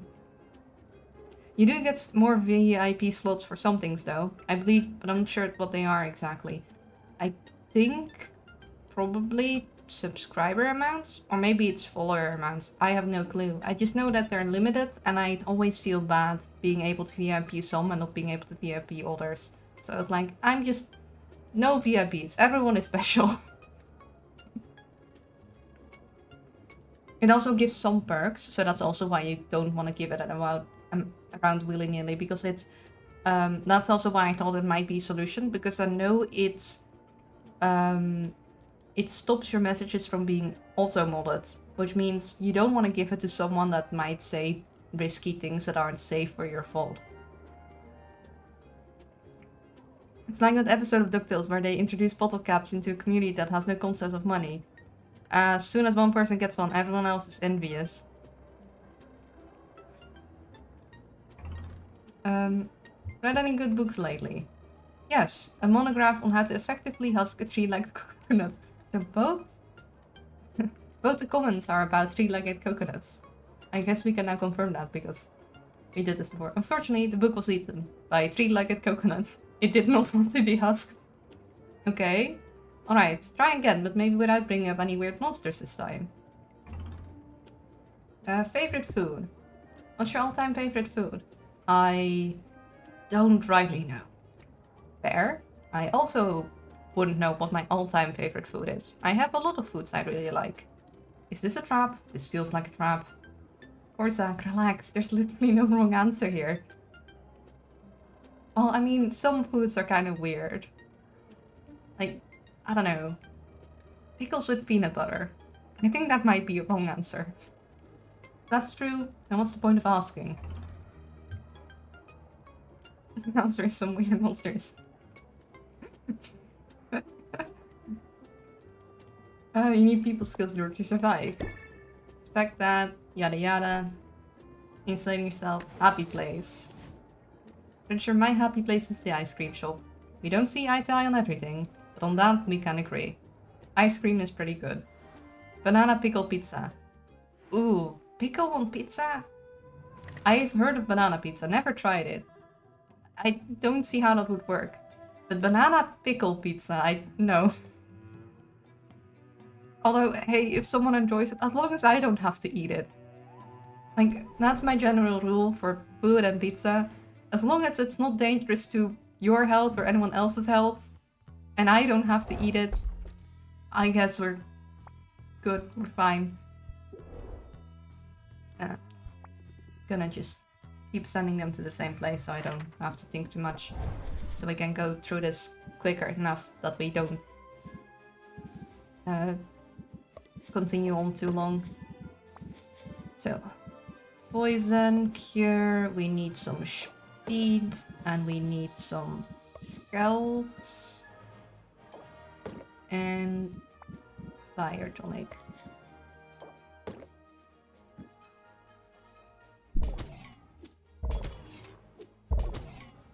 I'm firmly of the belief that food preferences is one of the most subjective things in existence, and there is pretty much no food that you can like that will offend me. Except cheese puffs with milk. That one makes me gag just knowing someone out there thinks it's good. Yeah, that... Ugh. That doesn't seem right. I mean, you do you. Just don't make me eat it.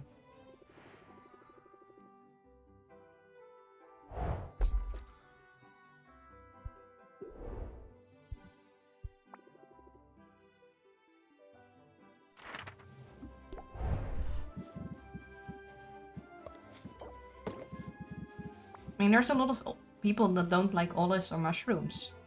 But I love those things. So...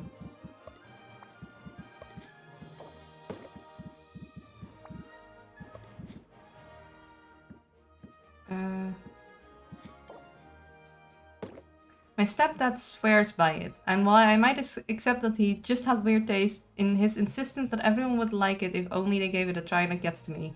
No, he would not. You just like gross things. Hey, for some things, I'm perfectly willing to give it a try, even if I think that's weird or I might not like it, as long as it's not dangerous.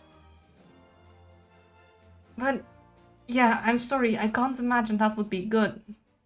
Like, it's not like cheese puffs are, like, actually cheesy, and even then you wouldn't usually eat cheese with milk.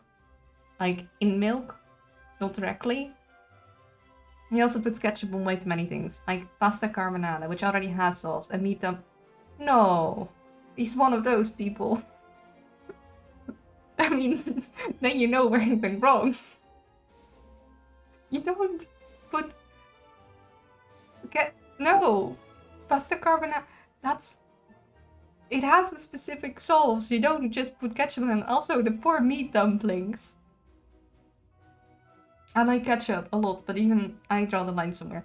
Condiments are great, but not everything needs it. Especially not something that is so overpowering in taste. Ketchup is pretty strong.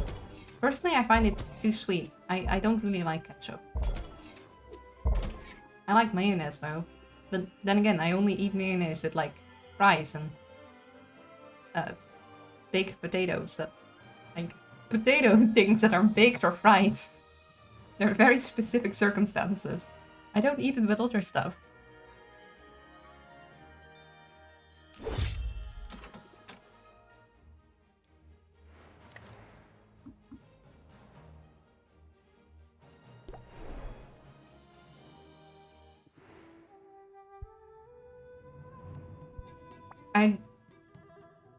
I'm picky with ketchup. Many are too sweet for me, or I have something else with them, but I have one brand in particular that I like. I can imagine. Okay, next course acting. Here we are. This is an improvement, isn't it? Say nothing. It's great to be in nature. I spend too much time indoors. Yes. Maybe he would have appreciated if I said nothing. Oh, look there. Corsac sprints to life, bounding towards some small object in their path. It looks to be a bit of mud, maybe, or... Is that... poop? Of course he'd like tracking things. Corsac excitedly pulls a thick notebook from his pocket. Is that... journal? I think it would be more like a tracking notebook, but I guess it would be.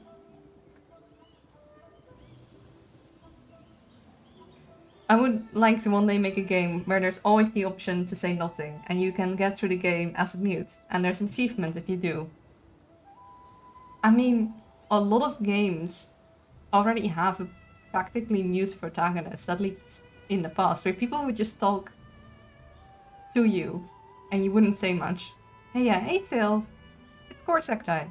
Yes, if you want to learn about the animals in a particular setting, their population density and migratory patterns, their diet and capacity to thrive, look no further than excrement. While Sylvia contemplates his words, Corsac unceremoniously sticks a finger into the mouth of excrement. A finger? Really? Not a stick or something? Dude, yuck. You can't exactly wash your hands in the middle of nowhere. Also, we'd like to make a game where the dialogue options always include kiss and stab, regardless of any context. Wait, what if you don't have anything to stab with? Like, if you literally, not even, like, a non-knife object. Like, not even a fork or a spoon. Like, if you're just completely empty-handed. Oh, it's still warm. This will make for a riveting journal entry. Ugh. I'm eating noms over here, Corsac, please. Corsac scribbles notes in his journals. Extensive notes. Sylvia wonders how you can possibly have so much to say about it. You keep a knife in your hammer space, of course. In your hammer space? Eventually, once he's thoroughly catalogued his observations, Corsac closes the journal and stows it away. That was thrilling. What a fight. Okay, so in this game, the bottom option is always flirt, and we're already dating someone, so we're choosing the top option. I'm surprised at your enthusiasm over that. You shouldn't be. Out here, I'm often enthused. This island is an endless source of fascination.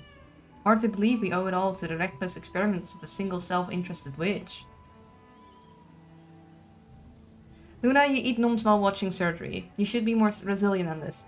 I haven't watched surgery in a while. The channel I like to follow now does kind of longer form content. I liked the smaller bits where it would just focus on one patient. I know that's harder to make, but also YouTube had to censor most of it, and it's so they kind of skip the surgery part, and the parts you see are so blurred out you can't see anything. I don't know. It's different though. I guess it is fine, but like, don't really need to talk about excrement whilst I'm eating. The only thing that would get me in those situations are the maggots.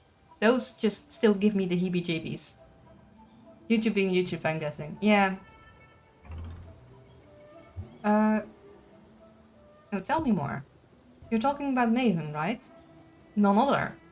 I remember, as a child, hearing the rumors about her. People said she'd taken a desolate island and infused it with life. Strange life.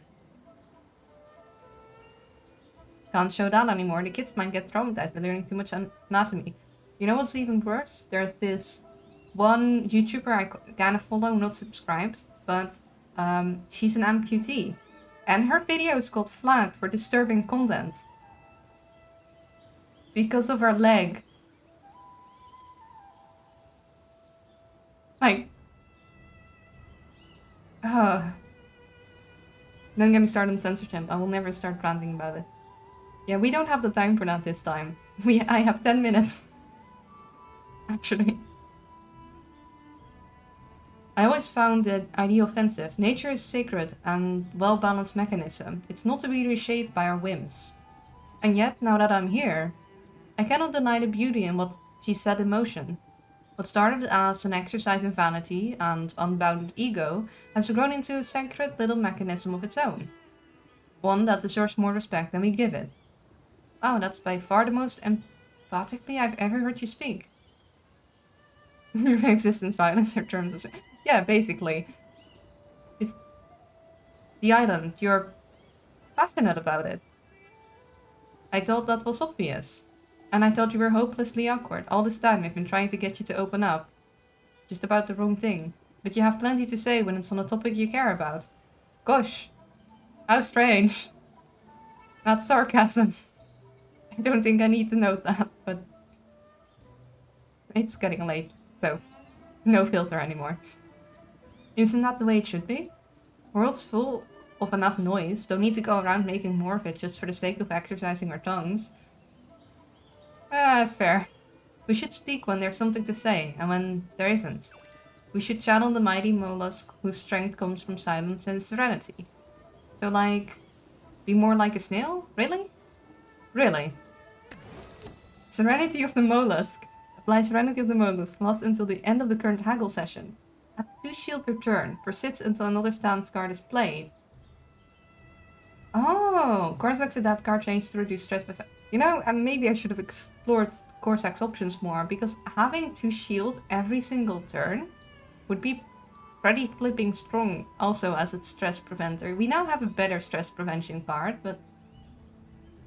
Okay. If you say so, and since you did say so, I guess it's something you really believe in. I'll try it. Glad to hear it. Sure, no biggie. No, I mean it. Not everybody would be so open to my ideas, my opinions. And few people would go out of their way to make me feel heard. Aww. But you've done that for me. I want you to know I appreciate it. So... And I wouldn't make this offer to just anybody. But if you ever want to borrow this journal, you know, to record your own observations, well, just say the word. Aww. Thanks, but believe it or not, I think you found the one topic about which I really don't have anything to say. He's cute. He is cute. Also, oh, he'll trust us with his journal. That is quite something. Like, I wouldn't just trust anyone with my notes on a given thing. Like, what if they lost it? Those are my important notes. We need to head back now to have the last time slot, so we're gonna send Corsac on a quest.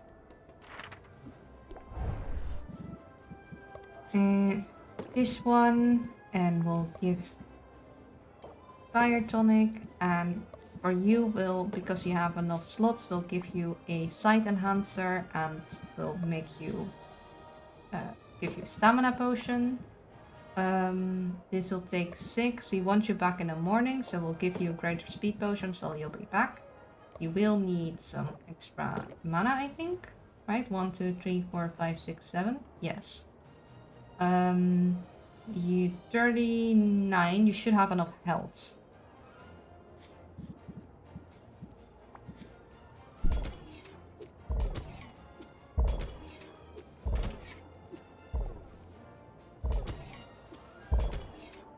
Perfect.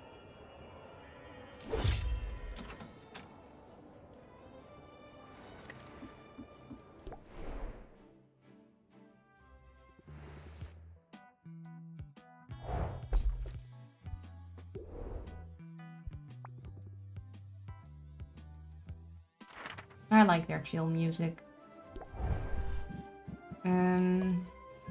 We don't have any low poison cures anymore. Maybe just here would be good. Or actually, do we... This could work. Because we have... Yeah, we should be done in time.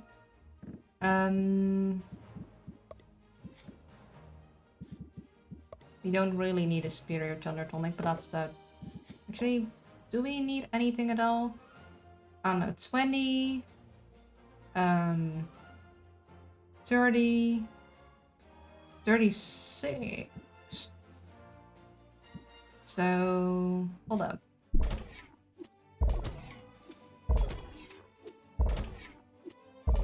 Okay, no, I didn't count that right.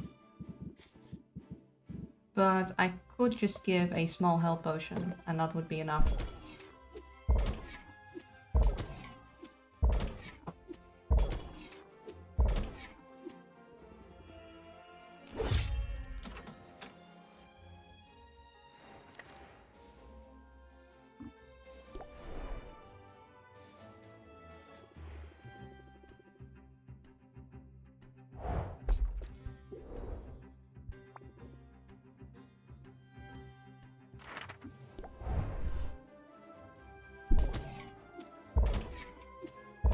Oh, you need extra mana.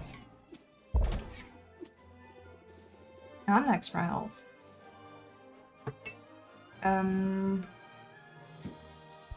We have one that you'll be able to take on without extra stuff. You will need mana either way. I guess maybe in this case we did make some ground ice tonics, that should be good enough.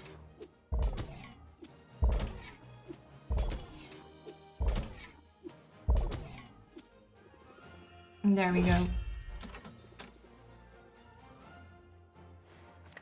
And then I don't think we have anything extra to give Quinn or to buy from Quinn, but I'm gonna double check. Okay, yeah. Then we head back.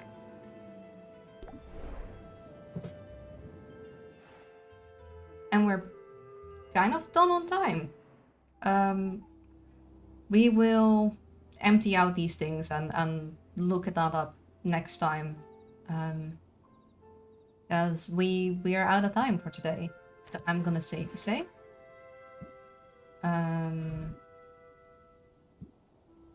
There. We actually went the... Huh. Is it like tracking the in-game time or something? Because it rolled out over again. That's weird. I thought it was tracking how much time I had played. Yeah, we saved. We're going to quit. and go to the lounge.